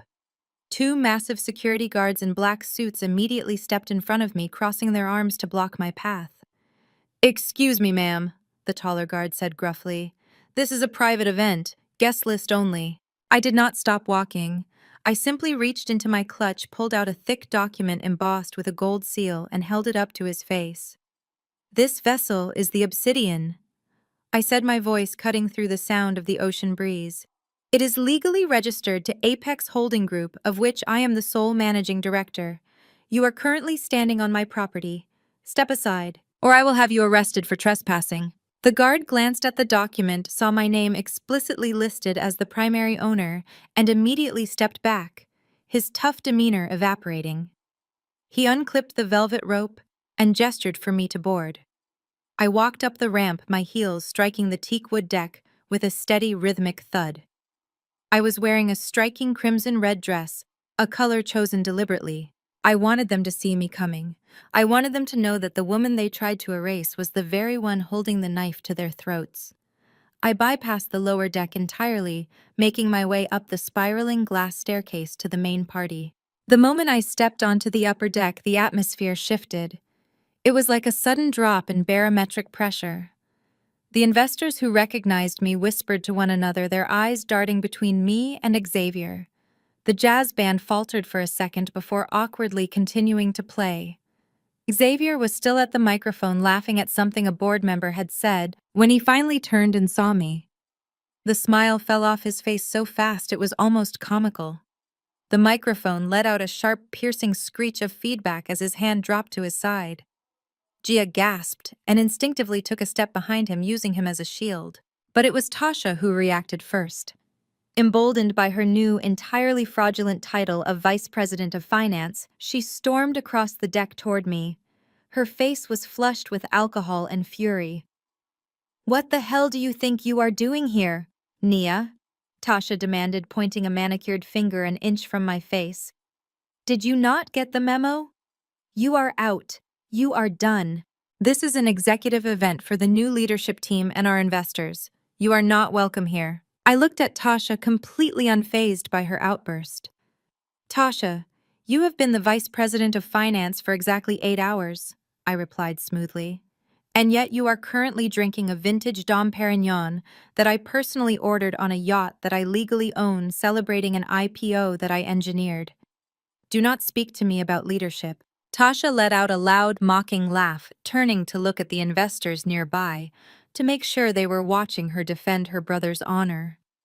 "You own this yacht," she scoffed, rolling her eyes. "You are completely delusional. Xavier bought this boat 2 years ago. Security. Get this crazy woman off the deck before she ruins the celebration." "Security is not going to help you, Tasha," I said, my voice echoing clearly over the murmurs of the crowd. "But the waitstaff might." At my exact words, 4 men dressed impeccably in the white tuxedo uniforms of the catering company stopped circulating with their trays of hors d'oeuvres. They set their silver platters down on the nearest tables in perfect unison. They were not waiters. They were the highly trained process servers Valerie had promised me. The first server walked directly up to Xavier, pulling a thick manila envelope from inside his white jacket. Xavier Brooks, the server, stated loudly, pressing the envelope firmly against Xavier's chest. "You have been served." Xavier stumbled back, clutching the envelope as if it were a bomb. The second server approached Vivian, who was standing frozen near the bar. "Vivian Brooks, you have been served." Vivian let out a sharp gasp, dropping her champagne flute. It shattered against the teak deck, the expensive liquid pooling around her designer shoes. The third server stepped right in front of DeAndre, who tried to turn and walk away, but the man was faster, shoving the envelope into his hands. "DeAndre Thomas, you have been served." The final server walked right up to Tasha, who was still standing inches away from me. He held out the heavy envelope. She stared at it, her mouth hanging open in shock. "Tasha Thomas," the server said, his voice completely devoid of emotion. "You have been served." Tasha refused to take it, so he simply dropped it at her feet. The upper deck descended into absolute chaos. The investors were backing away, frantically muttering to each other, realizing that the company they were about to pour millions of dollars into was currently imploding in real time. Xavier ripped open his envelope, his eyes scanning the dense legal text. His hands began to shake violently. "Nia, what is this?" he choked out, his voice cracking. "What did you do?" I walked slowly toward the center of the deck, making sure every single investor, board member, and family member could hear my next words perfectly. I did exactly what I promised I would do. I announced, my voice ringing with absolute authority. I restructured my investments. "Xavier, the document you are holding is a formal notice of default. The $50 million mezzanine loan that floats your entire corporate structure has been recalled due to your blatant violation of the morality and financial misconduct clauses." I froze. "The offshore accounts you illegally transferred into Gia's name this morning. You have no capital. You have no leverage. The initial public offering tomorrow is completely dead." The investors gasped collectively. A few of them immediately pulled out their phones, frantically dialing their own legal teams. Xavier looked like he was going to vomit. He looked at Gia, then at his mother, then finally at me, realizing the absolute magnitude of his miscalculation. And as for the rest of you, I continued turning my attention to Vivian, Tasha, and DeAndre. "Those envelopes contain your eviction notices. Vivian, you have 24 hours to vacate the Alpharetta estate. DeAndre, your warehouse is being padlocked at midnight tonight. Tasha, the house you are currently living in is going into foreclosure by Friday. You wanted to be a billionaire family so desperately. You wanted to look down on me and my education while living off the wealth I generated. Well, the free ride is officially over. Welcome back to reality." Vivian clutched her chest, leaning heavily against the bar, looking as if she were about to faint. DeAndre was staring at his envelope with blank, uncomprehending horror. Tasha was shaking her head repeatedly, denying the reality unfolding in front of her. "You cannot do this!" Tasha screamed, her voice shrill and desperate. "We are family. You cannot just throw us out on the street." "You told me to leave the family table, Tasha," I reminded her coldly. "I simply took the table with me." I turned my gaze back to Xavier, who was standing completely paralyzed by the railing. "Oh, and Xavier," I added, offering him one final devastating smile. "There is one more thing. You might want to ask your guests to finish their drinks quickly. I am repossessing the yacht, effective immediately. The Coast Guard is waiting at the edge of the marina to escort this vessel back to my private dry dock. Everyone has exactly 15 minutes to disembark before they are charged with federal trespassing." The sheer panic that erupted on the upper deck was like watching a play suddenly catch fire. The investors did not wait for Xavier to explain. They recognized a sinking ship. Within seconds, men and women in evening gowns were sprinting toward the glass staircase, desperate to get off the obsidian before their names were officially associated with a federal trespassing charge or corporate fraud scandal. They shoved past Tasha and DeAndre, ignoring Xavier, frantically pleading for them to stay and listen to reason. Xavier grabbed the arm of his lead investor, a wealthy venture capitalist from Chicago.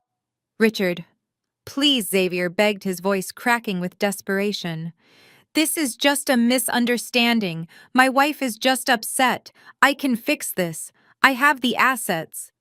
Richard yanked his arm away. his expression filled with absolute disgust. "You do not have anything, Xavier. She just recalled your primary debt facility. Your company is completely insolvent. Do not ever contact my office again." As Richard hurried down the stairs, a sharp ringtone cut through the chaos.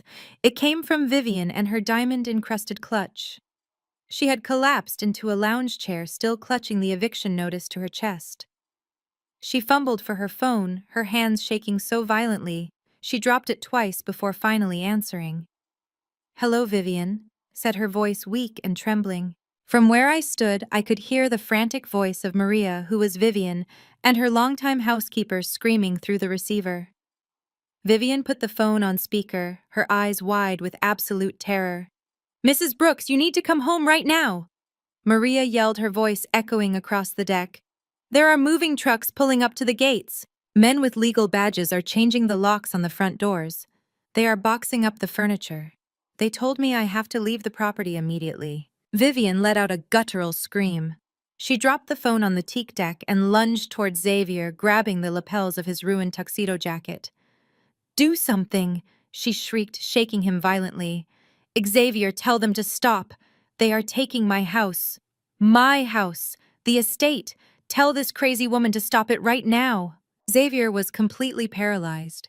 He looked at his mother, then at me, his mouth opening and closing silently. He had spent his entire adult life projecting the image of the all-powerful, untouchable patriarch, the billionaire genius who provided for his family. But in that moment, stripped of my financial protection, he looked exactly like what he truly was. A frightened little boy caught playing dress-up in clothes he could not afford. Tasha pushed her mother aside, marching up to me with tears streaming down her face, ruining her expensive makeup. "You are a monster, Nia," she screamed, pointing her finger at my chest. "How can you do this to your own family? Xavier built this empire from the ground up. He worked day and night to give us this life. He is a self-made billionaire. You cannot just swoop in here out of jealousy and steal everything he created because he found a woman who actually appreciates him." I looked at Tasha. Gia was still cowering behind Xavier, watching the destruction with wide, terrified eyes, realizing that the billionaire she had attached herself to was actually broke. Self-made. I repeated the words, tasting like ash in my mouth. I let out a slow, dark laugh that made Tasha take a step back. "There is no such thing as a self-made billionaire in this family, Tasha. Your brother did not build an empire.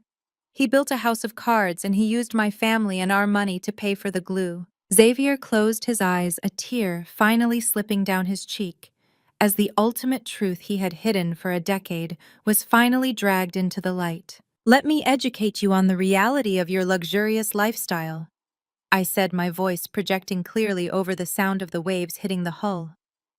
10 years ago, Xavier was a struggling real estate agent with terrible credit and a handful of failed commercial leases. He had the vision, I will give him that. But vision without capital is just a hallucination. When the banks laughed him out of their offices, it was not his brilliance that saved him. It was my grandfather. Vivian stopped crying, her head snapping up to look at me. "What are you talking about?" she whispered. "I am talking about generational wealth, Vivian," I said coldly. "Real wealth. Not the flashy leased cars and the designer bags you parade around Atlanta to impress your country club friends. I am talking about the kind of quiet, deep-rooted capital that my family built over 3 generations. When Xavier needed funding for his first tech acquisition, my family trust provided a $50 million mezzanine loan to act as the foundational capital. I structured the deal. I managed the ledgers. I kept the secret so his fragile ego would not shatter. Every single dollar this company generated was heavily leveraged against my collateral." I took a step closer to Vivian, looking down at her crumpled form on the lounge chair.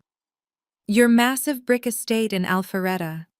Did you really think Xavier bought that with his year-end bonus? It was purchased under a subsidiary holding company that I control. You have been living in my house for 5 years, Vivian. While you were busy making snide remarks about my education and telling me I needed to learn my place. You slept under a roof that my ancestors paid for." Vivian buried her face in her hands, sobbing uncontrollably as the reality of her shattered social standing crushed her.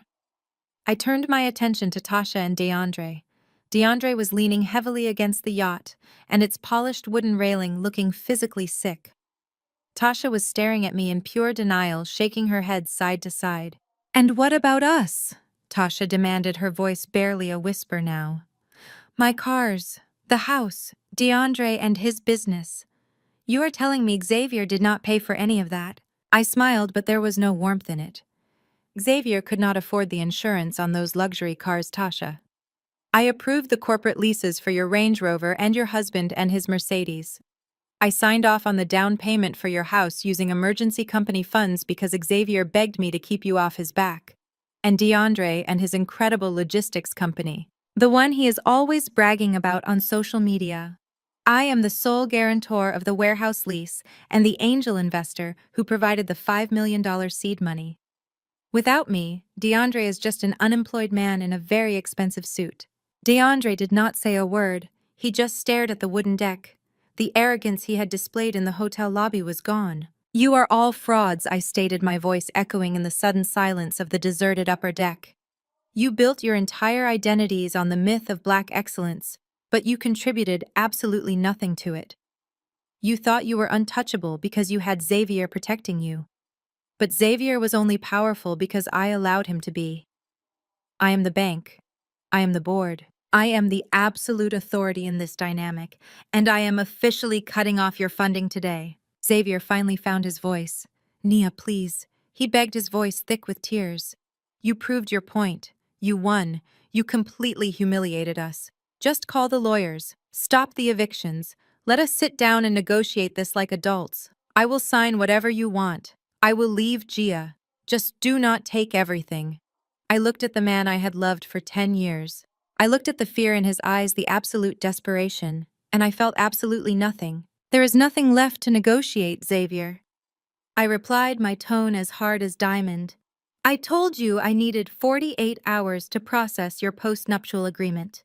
I used that time to execute the default clauses you thought I was too soft and too emotionally attached to use. The paperwork is filed. The asset freezes are permanent." I looked at the group of them huddled together in their expensive, useless clothes. "You have exactly 24 hours to vacate the properties I delivered the final ultimatum. Take your personal clothes and leave. If you attempt to take any fixtures, any vehicles, or any corporate assets, my legal team will file criminal theft charges against all of you." The horn of the Coast Guard vessel sounded loudly from the edge of the marina, signaling their approach to impound the yacht. "Your 15 minutes are up," I said, turning my back on them and walking toward the glass staircase. "Have a safe walk home because your cars are gone." The sun rose over Atlanta the next morning, casting a golden light over the glass and steel skyline. It was supposed to be a historic day. The day our real estate tech firm went public. The day Xavier was supposed to ring the bell on Wall Street and cement his legacy as a self-made billionaire. Instead, the corporate headquarters was buzzing with a frantic, terrified energy. Rumors of the yacht repossession and the sudden asset freezes had already infected the executive floors. Employees were whispering in the break rooms, avoiding eye contact, and executives were aggressively dialing their attorneys, desperate to distance themselves. But Xavier, driven by a toxic cocktail of arrogance and sheer desperation, still believed he could salvage his sinking ship. At exactly 8 o'clock sharp, the executive board of directors gathered in the main glass-walled conference room. These were 12 of the most ruthless, influential venture capitalists and financial advisors in the state of Georgia, men who did not tolerate failure. They were murmuring anxiously, checking their phones and demanding answers. The heavy mahogany doors swung open and Xavier walked in. He was trying desperately to project the same unshakable confidence he had worn on national television just 24 hours ago, but the dark circles under his eyes and the slight tremor in his hands betrayed him. And right beside him, looking completely out of her depth, was Gia. She was wearing a severely tailored black business suit that looked more like a costume than professional attire. She clutched a leather briefcase to her chest, her eyes darting around the room full of imposing, wealthy executives. Xavier actually pulled out a chair for her near the head of the table, treating her like a visiting dignitary. "What is the meaning of this, Xavier?" demanded Richard, the lead investor who had stormed off the yacht the night before. Why are we hearing that the primary debt facility has been recalled? Why are there process servers showing up at your mother's house? And who is this woman? This is a closed board meeting for the initial public offering vote. Xavier raised his hands, forcing a calm, reassuring smile. Gentlemen, please, take a seat. We are experiencing a minor internal restructuring hiccup due to some unfortunate personal matters with my soon-to-be ex-wife. She is attempting to weaponize her family's trust fund to derail this initial public offering out of spite. But I assure you the company is fully solvent. In fact, I have brought Gia Reynolds here today because as of this morning, she represents the holding company that controls 51% of our liquid assets. She is our new majority shareholder, and she is fully prepared to authorize the necessary capital injections to override the debt recall. She cannot authorize anything, Xavier, I said, my voice cutting through the heavy tension in the room like a perfectly sharpened blade. I walked through the mahogany doors flanked by Valerie Sterling and two other senior partners from her prestigious law firm. The entire boardroom fell dead silent. I was wearing a sharp charcoal gray Tom Ford suit, my hair pulled back into a sleek, severe style. I did not walk to my usual seat halfway down the table. I walked directly to the head of the table, my footsteps echoing with absolute authority, stopping right behind the oversized leather executive chair that Xavier had always arrogantly claimed as his own. Nia, you are not welcome here. Xavier snapped, his voice rising in panic. You are not a board member. You are a disgruntled employee on administrative leave. I am calling security right now to have you escorted out of the building. Do not embarrass yourself further, Xavier, I replied coldly, placing my briefcase on the polished mahogany wood.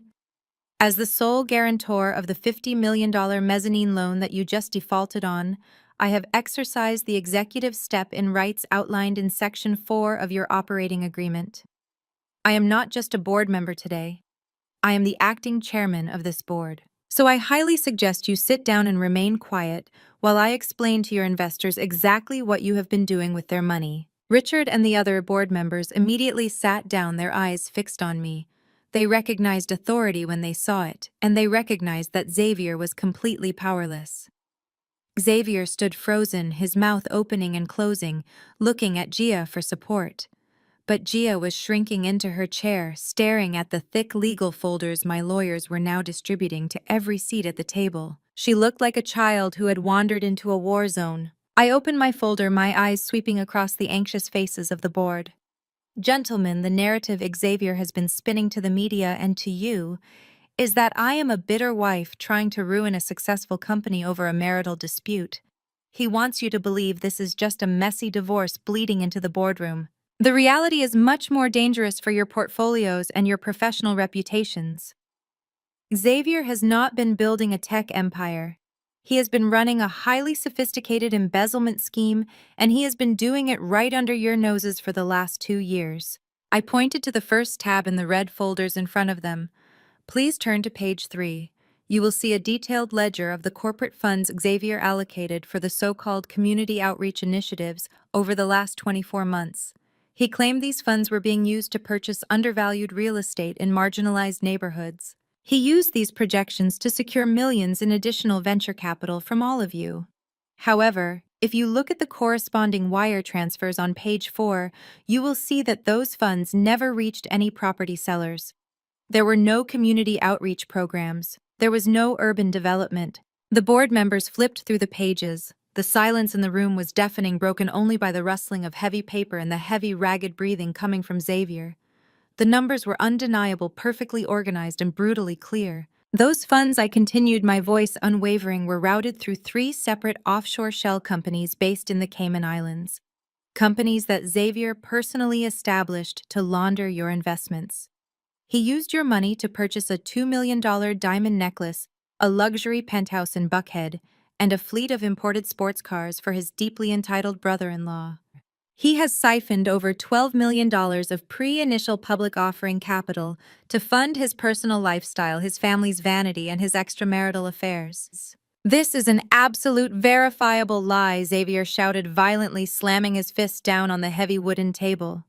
The sound echoed sharply, but nobody flinched. She deliberately fabricated every single one of these documents. She is trying to frame me because I left her. You cannot believe a word she says. She is a jealous, unstable woman. I did not even look at him. I kept my eyes locked on Richard, whose face was currently turning a dangerous shade of crimson. You will also find, I told the board, ignoring Xavier's outburst, the signed affidavits from the international banking authorities, verifying every single transaction. I have provided the digital footprints, the IP addresses, and the corresponding dates matching his travel schedules. Furthermore, this morning I submitted this entire portfolio directly to the Securities and Exchange Commission. Xavier has explicitly violated the corporate morality clause, the fiduciary duty clause, and several federal wire fraud statutes. Richard threw the folder down on the table, sending a pen skittering across the polished surface. He turned his furious gaze toward Xavier, looking as though he wanted to physically strangle him. "You stole from us!" Richard hissed, his voice trembling with unchecked anger. "You took our investment capital and bought jewelry for your mistress. You sat in my office and told me we were changing the world, and you were just lining your own pockets like a common thief." "Richard, listen to me." Xavier begged, sweat pouring down his face, his confident billionaire facade completely shattered. "The assets are secure. I promise you the money is not gone. Gia controls the trust. I put everything in her name to protect it from the divorce courts. We can liquidate the trust today and repay the corporate accounts before the SEC even opens the file. We can still ring the bell tomorrow. The money is safe." "Marcus, look at the ledgers," Xavier pleaded, turning to another prominent board member, a strict financial veteran who had backed Xavier early on. "The equity is still there. The real estate market in Atlanta is booming. We can cover the $12 million. We just need to delay the initial public offering by 30 days. We restructure the debt, we move the assets from Gia's holding company back to the primary accounts, and we proceed as planned. Nobody outside this room needs to know." Marcus slowly closed his folder, taking off his reading glasses. He looked at Xavier with a mixture of profound disappointment and absolute disgust. "Xavier, you are completely delusional," Marcus said, his voice deadly quiet. "You have not just breached a contract, you have committed federal crimes. You forged signatures, you manipulated financial statements, and you lied to the board of directors. The morality clause was triggered the second you moved corporate funds into a personal offshore account. You are no longer the chief executive officer of this company. The board is stripping you of your title, your voting rights, and your equity effective immediately." "You cannot do that," Xavier yelled, his voice cracking wildly. "I built this company. I am the face of this brand. Without me, there is no initial public offering. The media loves me. The culture loves me." "The media loves a winner, Xavier," I interjected smoothly, leaning forward and resting my hands on the table. "And as of this morning, you are a catastrophic liability. You spent 10 years taking credit for the financial models I created. You convinced yourself that because you gave the speeches, you were the genius behind the operation. But a puppet is just a piece of wood without the person pulling the strings. I built the infrastructure of this empire, and I am the only one who knows how to keep it from collapsing entirely." Xavier glared at me, his chest heaving. He realized he was losing the board completely. He turned frantically to Gia, his last remaining lifeline. "Gia, open the briefcase," he commanded, his voice sharp and desperate. "Give them the trust documents. Show them the account balances. Show them that we hold the majority shares." Gia fumbled with the locks on her leather briefcase, her hands shaking so badly she could barely open it. She pulled out a stack of heavily embossed legal papers, her eyes wide with panic. "I have them," she stammered, her voice tiny and terrified in the massive room. "The papers for the foundation. The $10 million. Xavier snatched the papers from her hands and slapped them down on the table in front of Richard. "There," Xavier breathed heavily, pointing at the documents. 51% of the liquid assets, safe and sound. Naya has no authority here." I looked at the documents on the table, then at Xavier, and finally at Gia. The absolute silence in the boardroom was heavy, expectant. The board members looked at the papers, then back to me, waiting to see how I would respond to this supposed trump card. She had just horrifyingly realized that the massive $10 million charity foundation she had so arrogantly bragged about at the Sunday cookout was actually a massive criminal liability holding stolen corporate funds. I did not flinch. I did not raise my voice. I simply picked up my coffee cup, took a slow, deliberate sip, savored the rich, dark taste, and prepared to deliver the final, absolute killing blow. I set the porcelain cup back onto its saucer. The faint clink of the ceramic echoed through the silent boardroom. I reached across the table and picked up the stack of embossed legal papers Xavier had just triumphantly slammed down. I did not even bother opening the folder. I just held it in my hands, feeling the weight of the document that was about to send my husband to a federal penitentiary. "You see, gentlemen," I said, my voice projecting with calm authority, "this is exactly why a man who relies on charisma should never try to play a game of chess against the woman who controls the board. Xavier truly believes that these documents represent his salvation. He thinks that by transferring the embezzled corporate capital into a supposedly independent charity foundation and an offshore holding trust, he has effectively shielded the money from both my legal reach and your corporate oversight." I tossed the folder back onto the table. It slid across the polished wood and stopped right in front of Richard. "Open it, Richard," I instructed. "Look at the signatory page. Tell the board whose name is listed as the primary beneficiary, the sole managing director, and the exclusive legal owner of those holding accounts." Richard opened the folder.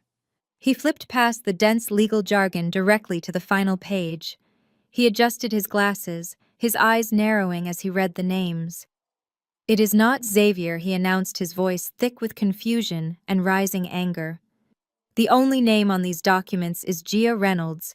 She is listed as the sole proprietor of the foundation and the exclusive director of the offshore trust." "Exactly," I said, leaning back in my chair. I turned my gaze away from the board and focused entirely on Gia. She was still sitting next to Xavier, clutching her empty leather briefcase. She looked incredibly confused. She thought Richard announcing her name was a victory. She thought it proved that she was rich and powerful, that Xavier had elevated her to the status of a billionaire. She had absolutely no idea that she was wearing a financial suicide vest and Xavier was holding the detonator. "Gia," I said, my voice softening just a fraction, adopting the tone of a teacher explaining a harsh reality to a slow student. "Tell me about your business experience. Before you met my husband, what was your primary source of income?" Gia blinked, looking around the room defensively. She puffed out her chest, trying to look intimidating. "I am a brand ambassador," she stated proudly. "I have over 200,000 followers. I do sponsored content for luxury lifestyle brands." I nodded slowly. "Sponsored content. That is wonderful.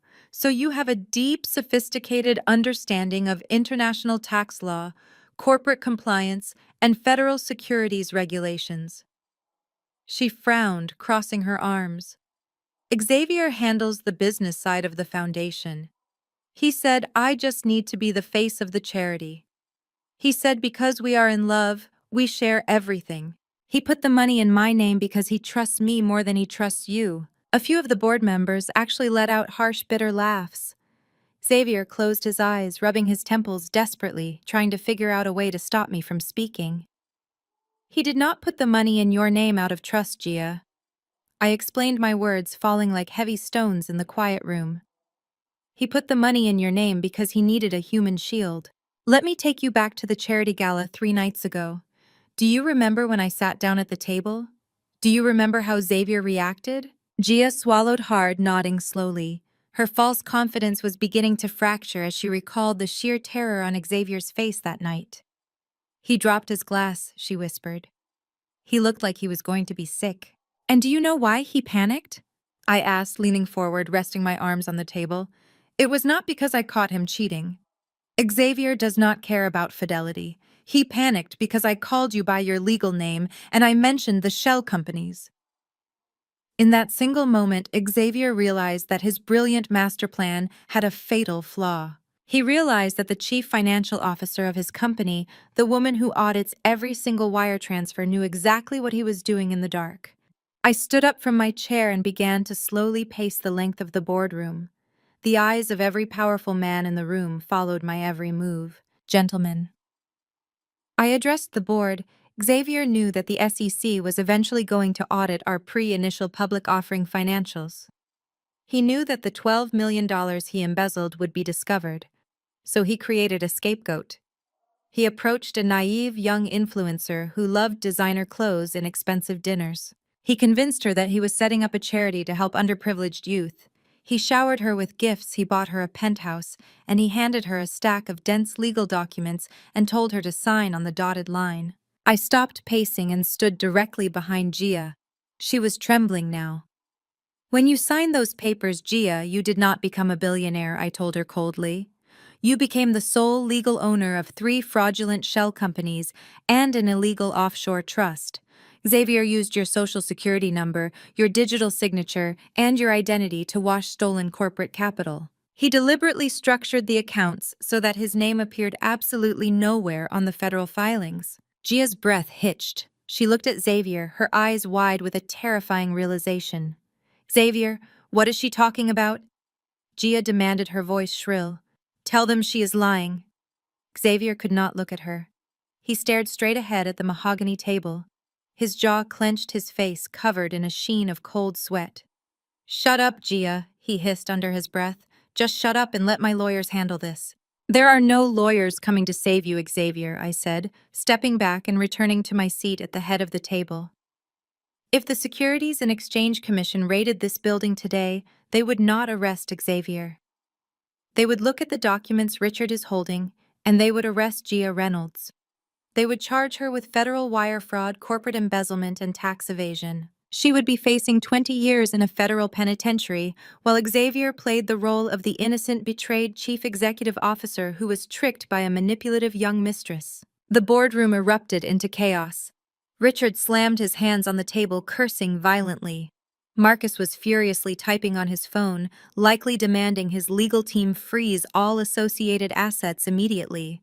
The other board members were shouting over each other, demanding federal investigators be called right this second.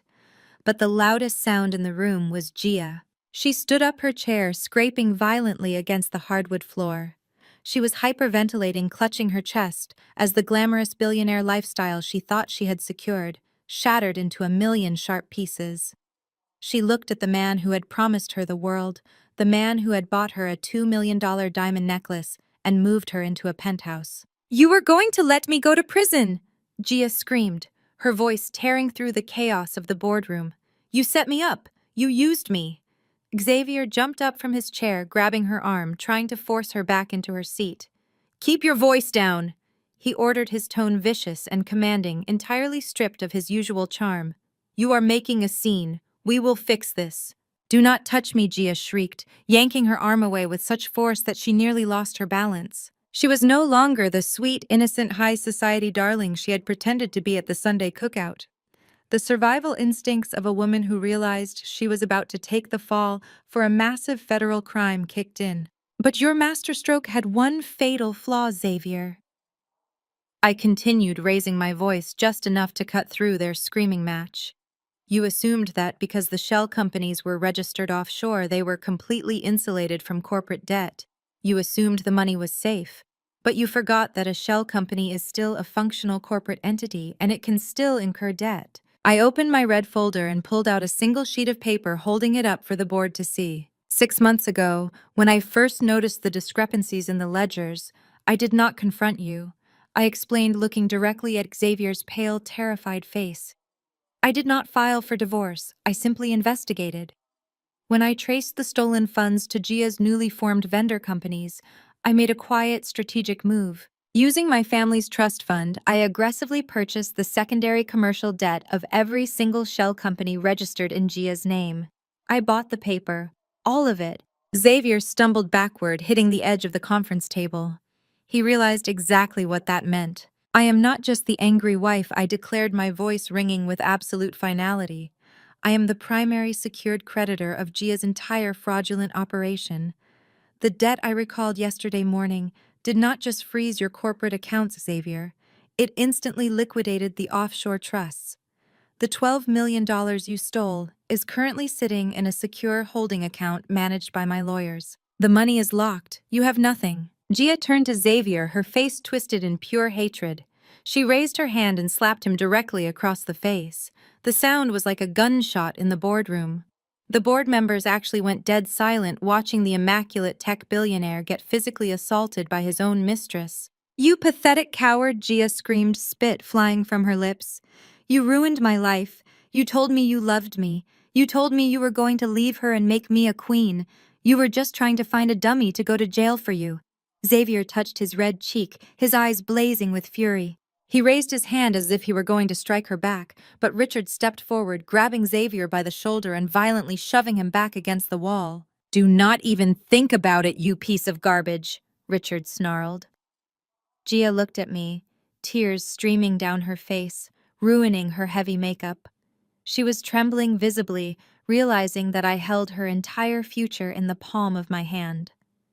She was legally responsible for millions of dollars of stolen money. She was entirely at my mercy. "Please," Gia begged, her voice breaking as she looked at me across the massive wooden table. "Please, Mrs. Brooks. I did not know. I swear to you I did not know what those papers meant. He told me it was just a charity. He told me I was doing something good for the community. I will give you everything back. I will sign whatever you need me to sign. Just please do not let them send me to prison. I will testify against him. I will tell the feds everything he told me to do. I will give them the emails, the text messages, the voice notes. I have it all saved on my phone." Xavier lunged forward, desperately trying to grab Gia's purse where she kept her phone, but two of the board members immediately tackled him, dragging him back. "Shut up!" Xavier roared, struggling against the executives holding him down. "You are destroying everything." "He already destroyed it," Gia screamed back at him. "You destroyed it the second you put my name on those papers. I'm going to tell them everything, Xavier. I'm going to make sure you rot in a cell." I sat back in my leather chair watching the absolute destruction of my husband. He had walked into this room believing he was a king about to be crowned. Now he was being pinned against a wall by his own investors, while his mistress publicly volunteered to be the star witness for the federal prosecution. The panic I had seen in his eyes at the charity gala was entirely justified. He had tried to play a game of corporate espionage, but he had forgotten that I was the one who wrote the rulebook. The heavy mahogany doors to the boardroom suddenly burst open, hitting the glass walls with a violent crash. Tasha and DeAndre stormed into the room, completely ignoring the chaotic scene unfolding between the board members and Xavier. Tasha was wearing oversized designer sunglasses and a frantic expression, holding a crumpled eviction notice tightly in her manicured fist. DeAndre looked completely unhinged, sweating profusely through his custom silk shirt. They had driven straight to the corporate headquarters expecting Xavier to magically fix the financial nightmare I had unleashed upon them earlier that morning. Instead, they walked right into the climax of his absolute destruction. Xavier used the sudden distraction to violently shove Richard away. He straightened his ruined suit jacket, his chest heaving as he gasped for air. He looked at Tasha and DeAndre, then at the angry board members, and finally at Gia, who was still sobbing uncontrollably by the table. The realization that he had lost his company, his money, and his reputation finally shattered whatever was left of his sanity. He could not win on the corporate battlefield, so he retreated to the only arena where he thought he still held absolute power, the personal one. "You think you won?" Xavier yelled, his voice echoing off the high ceilings. "You think taking the money means you broke me. You did not break anything. You just proved exactly what I'm going to tell the judge in family court. You are a vindictive, financially abusive woman who is mentally unfit to raise a child." He walked over to Gia and grabbed her by the arm, pulling her roughly to his side. He pointed at her slightly rounded stomach, his eyes wild with a manic, toxic pride. "Look at her, Nia. She is carrying my heir. She is giving me the one thing you never could. A real family. A continuation of my bloodline. You can take the company and you can take the offshore accounts, but I am going to take Leo. My lawyers are going to bury you. I will use every single connection I have left in this city to prove you are unstable. You will never see our son again, and I will build a new empire with the woman who actually gave me a child." Tasha nodded vigorously, stepping forward to support her brother despite the fact that he was currently being investigated for federal wire fraud. "That is right," Tasha shouted, pointing her crumpled eviction notice at me. "You cannot take his legacy, Naya. He is going to be a father. He is building a real family now." I sat perfectly still, watching Xavier parade his ultimate delusion in front of 12 wealthy investors, his sister and his brother-in-law. He was using a child he believed was his own as a weapon to inflict maximum emotional damage. He was trying to assert his dominance, his manhood, and his superiority. It was the most pathetic display of arrogance I had ever witnessed. I reached down into my leather briefcase one final time. I did not pull out a red financial ledger or a legal binder. I pulled out a stark white medical folder sealed with a red confidential stamp. I placed it gently on the polished wood of the conference table and pressed my hand flat against it. A real family! I repeated, my voice dropping to a low, dangerous whisper that commanded absolute silence in the chaotic room. An heir to your bloodline. I slid the white medical folder across the smooth surface of the table. It glided perfectly, stopping right at the edge of the wood directly in front of Xavier. Open it, Xavier, I commanded. Xavier stared at the white folder as if it were a venomous snake preparing to strike. He did not move. He was breathing heavily, his manic confidence suddenly faltering. He recognized the distinct blue logo of the private medical facility printed in the upper corner of the folder. Open it! Richard barked, stepping forward and ripping the folder open himself when Xavier refused to move. Richard scanned the first page, his eyes widening in absolute shock. He looked up from the paper, staring at Xavier with an expression of pure disbelief. What is it? Marcus demanded, stepping closer to read over Richard's shoulder. I kept my eyes locked directly on Xavier, watching the last remaining shred of his pride evaporate into thin air. 8 years ago, I said, my voice clear and unwavering, before the tech empire, before the billions, before any of these investors even knew your name, you had a severe medical emergency. Do you remember, Xavier? Do you remember the weeks you spent in that private clinic, terrified that you were going to lose your life to an aggressive cellular disease? Xavier's face drained of all color. His lips parted, but no sound came out. He let go of Gia's arm, stepping away from her as if he had just been burned. Tasha frowned, looking back and forth between her brother and me. What is she talking about, Xavier? She demanded. What medical emergency? He never told you, Tasha, because his fragile masculine ego could not handle the truth, I explained smoothly. The doctors saved his life, but the treatment required an aggressive surgical intervention. To eradicate the disease, Xavier had to undergo a complete and irreversible removal of his reproductive capabilities. He is entirely sterile. He has a 0% chance of ever fathering a biological child. The boardroom descended into a silence so profound you could hear the heavy air conditioning humming through the ceiling vents. The corporate executives stared at Xavier, processing the magnitude of the lie. Xavier stood frozen, his dark skin pale and ashen, completely stripped of his dignity.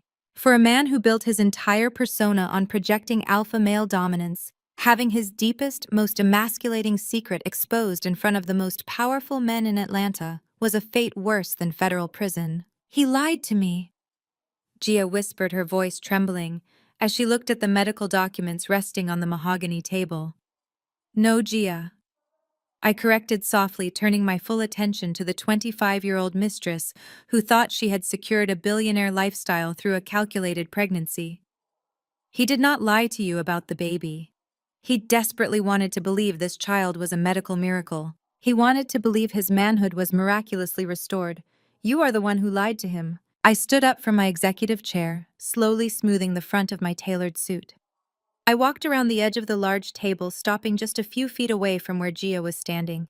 She was shaking violently, her hands gripping the edge of the table to keep herself from collapsing to the floor. So, Gia, I said, tilting my head slightly, we have definitively established that the baby you are carrying is absolutely not an heir to the Brooks family bloodline.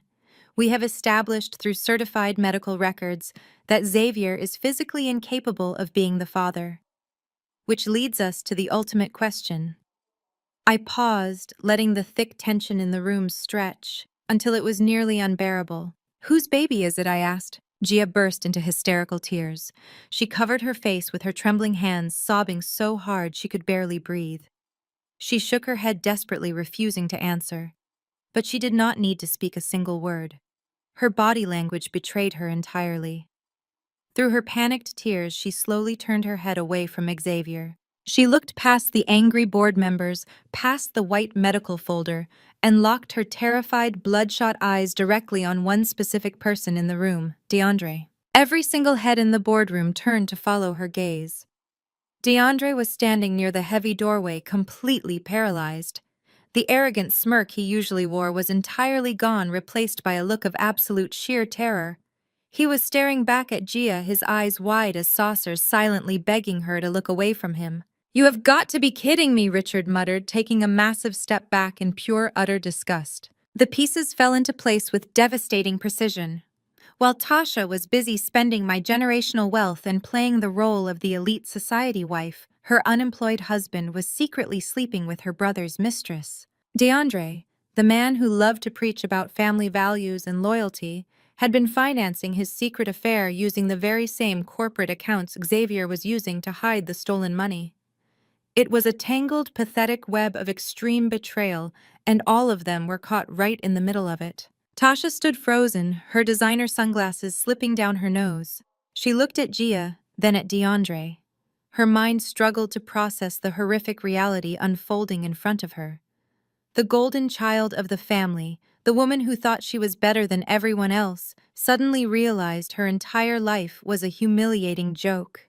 DeAndre, Tasha whispered, her voice cracking with raw emotion. "Tell me she is lying. Tell me you did not sleep with my brother's mistress." DeAndre raised his hands, taking a slow, cautious step backward toward the hallway.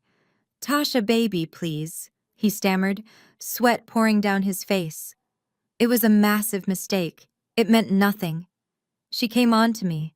I swear to you, it meant absolutely nothing to me." The verbal confirmation hit Tasha like a physical blow to the chest. The perfect family facade she had so desperately tried to maintain shattered into a million irreparable pieces.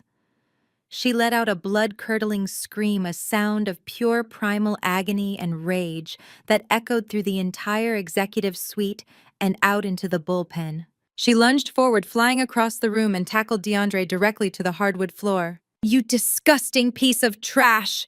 Tasha shrieked wildly, swinging her fists at his face, scratching and clawing at him as they rolled across the floor. "I gave you everything. You slept with this cheap little girl. I am going to kill you right here." DeAndre threw his arms up, trying to shield his face from his wife's frantic assault, yelling for corporate security to come help him. Gia backed away, screaming in terror as the violence erupted, pressing herself flat against the glass wall. Xavier remained completely motionless, staring blankly at the white medical folder on the table, watching his sister viciously beat her husband, while his pregnant mistress cowered in the corner. His empire was completely gone. His money was completely gone. His freedom was completely gone. And now his family was destroying itself right in front of him. I stood quietly at the head of the boardroom, watching the spectacular implosion of the Brooks family. I did not raise my voice. I did not shed a single tear. I just watched them tear each other apart with the very same toxic secrets they had used to try and destroy me. My victory was absolute. The physical altercation on the floor of the executive boardroom was the grotesque grand finale to their fraudulent lives. Corporate security guards finally rushed through the shattered mahogany doors, grabbing Tasha by the arms and pulling her off DeAndre. She kicked and screamed, her designer dress torn at the seam, her expensive sunglasses crushed underfoot. DeAndre scrambled backward, pressing himself against the glass wall, his face scratched and bleeding, his silk shirt completely ruined. The elite investors, the men of high society who had previously treated the Brooks family like royalty, now stared at them with unfiltered disgust. Richard took out a silk handkerchief and wiped his hands as if the very air around them was contaminated. Before Tasha could break free from the guards, the heavy atmosphere in the room shifted once again. The chaotic yelling was abruptly cut short by the sharp, authoritative sound of heavy boots marching in unison down the executive hallway. The crowd of panicked employees who had gathered outside the glass walls parted instantly. Through the doorway stepped 6 men and women wearing dark windbreakers with the bright yellow letters FBI and SEC emblazoned across the back. The lead agent, a tall, broad-shouldered man with a completely stoic expression, walked directly into the center of the boardroom. He bypassed the struggling Tasha, he bypassed the bleeding DeAndre, and he bypassed the terrified Gia. He walked straight toward Xavier, who was still standing completely paralyzed by the conference table. "Xavier Brooks," the agent stated, his voice projecting over the heavy breathing of the security guards. "You are under arrest for multiple counts of federal wire fraud, corporate embezzlement, and conspiracy to commit securities fraud. You have the right to remain silent. Anything you say can and will be used against you in a court of law." Xavier stumbled backward, his hands instinctively rising in the air. "Wait!" he pleaded, his voice cracking wildly. "There is a massive misunderstanding here. I am the chief executive officer of this company. We are taking this firm public tomorrow. You cannot just march in here and arrest me without evidence. My lawyers will have your badges for this." The lead agent did not even blink. He reached to his belt and pulled out a pair of heavy steel handcuffs. "We have more than enough evidence, Mr. Brooks," the agent replied coldly, stepping forward and grabbing Xavier by the wrist. "We have a fully documented trail of $12 million in illicit wire transfers routed through offshore shell companies. And we have a crystal clear audio recording of you explicitly admitting to hiding those stolen funds in a trust to avoid legal scrutiny." Xavier's head snapped toward me, his eyes wide with a terrifying realization. The audio recording. He remembered the night in our living room when he arrogantly threw the post-nuptial agreement on the coffee table. He remembered boasting about the Cayman Islands Trust, thinking he had completely outsmarted me. He had handed me the murder weapon, and I had delivered it straight to the federal government. "You did this!" Xavier hissed, his face contorting in pure hatred as the cold steel cuffs locked tightly around his wrists. "You recorded me in my own home. You set me up." "I did not set you up, Xavier," I replied calmly, my voice echoing through the silent room.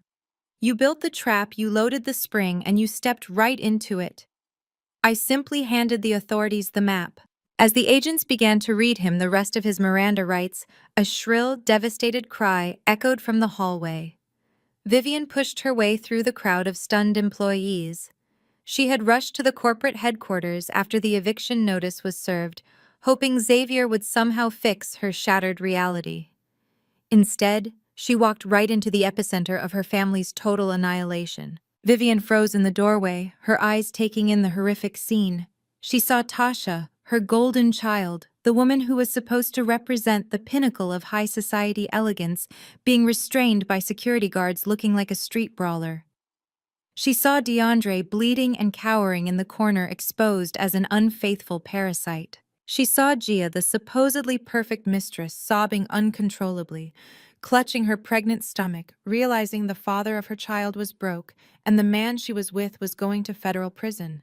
And then Vivian saw Xavier, her brilliant, successful billionaire son, the man she had worshipped, the man she had used to elevate her own social status, to look down on me and my education.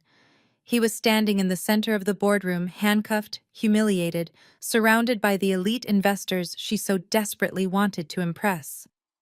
Richard Marcus and the other venture capitalists looked at Vivian with pity and contempt. The illusion of the Brooks family legacy was dead, and the elite society she worshipped was watching the corpse burn. Vivian clutched her chest, her designer handbag slipping from her grasp and hitting the floor. She let out a sharp, breathless gasp, and her knees simply gave out. She collapsed onto the polished hardwood floor, weeping hysterically, burying her face in her hands as the sheer magnitude of her shame crushed the breath out of her lungs. Tasha screamed for her mother, but the security guards refused to let her go. Xavier struggled against the federal agents as they turned him toward the door. The reality of his future finally pierced through his impenetrable arrogance. He was going to lose his freedom. He was going to a federal penitentiary. He stopped fighting the agents and turned his desperate, terrified eyes back to me. "Nia, please!" Xavier begged, his voice breaking, cracking with raw, unfiltered panic. "Please, you have to help me. You know the best defense attorneys in the city. You have the money. You can post my bail. You can fix this. You always fix things for me." I stood at the head of the mahogany table watching him grovel. I did not move a single inch. "We are family!" Nia, Xavier pleaded, tears streaming down his face, ignoring the disgusted stares of his investors. "We are a black family. We are supposed to stick together against the system. You cannot just hand me over to them. They will destroy me. You have to protect us. We are supposed to protect each other. He was trying to use the very culture he had exploited as a shield. He was trying to invoke a sense of racial loyalty and familial duty, the exact same duty he had weaponized to force me into submission for 10 years. He thought he could pull the ultimate manipulation card, begging for my solidarity as a black woman, while completely ignoring the fact that he had spent a decade tearing me down. I walked slowly around the edge of the conference table. The federal agents paused for a moment, allowing me to stand face to face with the man I had once vowed to spend my life with. I looked at his tear-stained face, his ruined tuxedo, the handcuffs digging into his wrists. I looked at Tasha sobbing on the floor and Vivian curled up in a ball of shame. "I am protecting my family, Xavier," I said, my voice completely flat, devoid of any warmth, any anger, or any sorrow. I let the words hang in the air, ensuring that every single person in the room heard my absolute final judgment. "You are just a bad investment," I concluded. I turned my back on him and walked back toward the glass windows overlooking the city. I did not watch as the federal agents pushed him forward. I did not flinch when he started screaming my name, begging and pleading as they dragged him out of the boardroom and down the executive hallway. I did not react as Tasha was finally released by security, rushing over to her mother, crying hysterically amidst the ruins of their fraudulent lives. I did not even look at Gia as she quietly slipped out of the room, terrified that the authorities would be coming for her next. The boardroom slowly emptied out. The investors filed out silently, shaking their heads, grateful to have narrowly escaped the blast radius of Xavier's ego. The security guards escorted the crying remnants of the Brooks family out of the building. Within 10 minutes, the massive executive suite was completely silent again. I stood alone looking out over the sprawling Atlanta skyline. The sun was fully up now, reflecting brightly off the glass and steel towers of the city. For 10 years, I had lived in the shadow of a man who demanded all the credit while forcing me to carry all the weight. I had dimmed my own light to ensure his ego remained intact. I had allowed his family to disrespect me, to belittle my accomplishments, and to treat my generational wealth as their personal piggy bank. But today the shadows were gone. I picked up my briefcase, the one containing the legitimate ledgers, the trust documents, and the undeniable proof of my absolute ownership of the corporate assets. I walked out of the boardroom, leaving the shattered mahogany doors wide open. The employees in the bullpen stood up as I walked past them, their eyes filled with a mixture of shock and newfound respect. They knew exactly who had just taken down the chief executive officer. They knew exactly who held the keys to the kingdom. I stepped into the private elevator and pressed the button for the lobby. The descent was smooth, fast, and incredibly quiet. When the doors opened, I walked out of the building and into the bright, warm air of the city. My car was waiting at the curb. I tipped the valet, slipped into the driver's seat, and started the engine. The legal annihilation of Xavier Brooks was complete. His empire was dismantled, his wealth was reclaimed, and his toxic family was banished back to the reality they had tried so desperately to escape. I put the car in drive and pulled out into the morning traffic, leaving the corporate headquarters behind me. I had a lot of work to do to rebuild the company, but for the first time in a decade, I was driving entirely on my own terms. 6 months have passed since that morning in the boardroom. The fallout from Xavier's arrogance was swift, brutal, and entirely public. When you build an empire on a foundation of lies and stolen money, the collapse does not just break the foundation. It shatters the entire neighborhood. Xavier is currently sitting in a federal holding facility awaiting sentencing. He pleaded guilty to 2 counts of wire fraud and 1 count of corporate embezzlement, desperately trying to secure a plea deal. The judge was not impressed by his former billionaire status. He is facing a mandatory minimum of 15 years in a federal penitentiary. His picture was splashed across the front page of every major financial publication, not as the visionary genius he desperately wanted to be, but as a cautionary tale of greed and toxic ego. The media loves a winner, but they love a spectacular downfall even more. Tasha and DeAndre's marriage did not survive the revelation in the boardroom. Within a week, Tasha filed for divorce, furious about the betrayal with Gia. But there were no assets left to divide. With their house foreclosed on their luxury cars repossessed, and DeAndre's fraudulent logistics company padlocked, their divorce proceedings look more like a bankruptcy hearing. Tasha moved into a cheap apartment complex on the outskirts of the city. She recently applied for a job as an entry-level receptionist at a local real estate office. They did not hire her. Vivian experienced the most devastating social fall of all. The high society women she used to play tennis with, the same women she bragged to about her son's empire, completely shunned her. In elite circles, financial scandal is a highly contagious disease, and no one wanted to catch it. She was forced to move into a tiny two-bedroom apartment in a less desirable neighborhood. She spends her days watching daytime television, completely isolated, a prisoner of her own manufactured shame. As for Gia, the federal government did not send her to prison, recognizing she was heavily manipulated. However, ignorance is not a defense against the IRS. Because her name was on the fraudulent foundation documents, she was hit with massive tax penalties for the $12 million Xavier tried to wash. She was forced to sell the diamond necklace, the designer bags, and anything else of value just to pay the legal fees to keep herself out of a jail cell. She is currently working at a mid-level retail store in Macon, Georgia, trying to figure out how to pay off a tax debt she will likely carry for the rest of her life. And me. I am sitting in the corner office of the newly restructured, highly profitable Apex Holding Group. The board of directors did not hesitate to appoint me as the undisputed chief executive officer. I spent the last 6 months aggressively cleaning house, renegotiating the debt, and successfully launching a much smaller but entirely legitimate initial public offering. The company is thriving, built on actual equity, not leveraged lies. I redesigned the office. I threw out the heavy mahogany desk Xavier loved so much and replaced it with a sleek modern glass one. But my greatest victory is not in the boardroom. It is Friday evening. The sun is setting over Atlanta, painting the sky in vibrant shades of purple and gold. I am sitting in the backyard of my new home, a beautiful sprawling estate that I purchased entirely in my own name. The air is filled with the smell of barbecue and the sound of genuine, unfiltered laughter. My son Leo is running across the grass, chasing a golden retriever puppy I bought him for his birthday. He is happy, healthy, and entirely shielded from the toxicity of the Brooks family. Around the patio table sit the people who truly matter.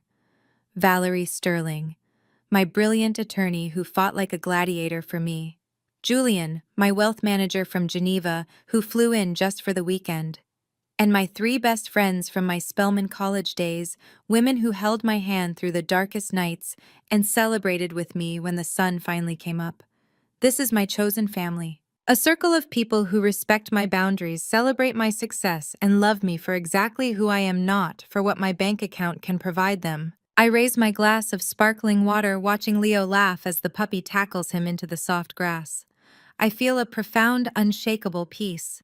To every woman watching this right now, especially to the Black women who are so often expected to carry the weight of the world on their shoulders. We are taught from a very young age to be the strong one. We are taught to be the backbone, the silent supporter, the one who sacrifices her own peace to build up the men and the families around us. We are told that our value is tied to our loyalty, even when that loyalty is completely one-sided. Do not ever dim your light to stroke a man's ego.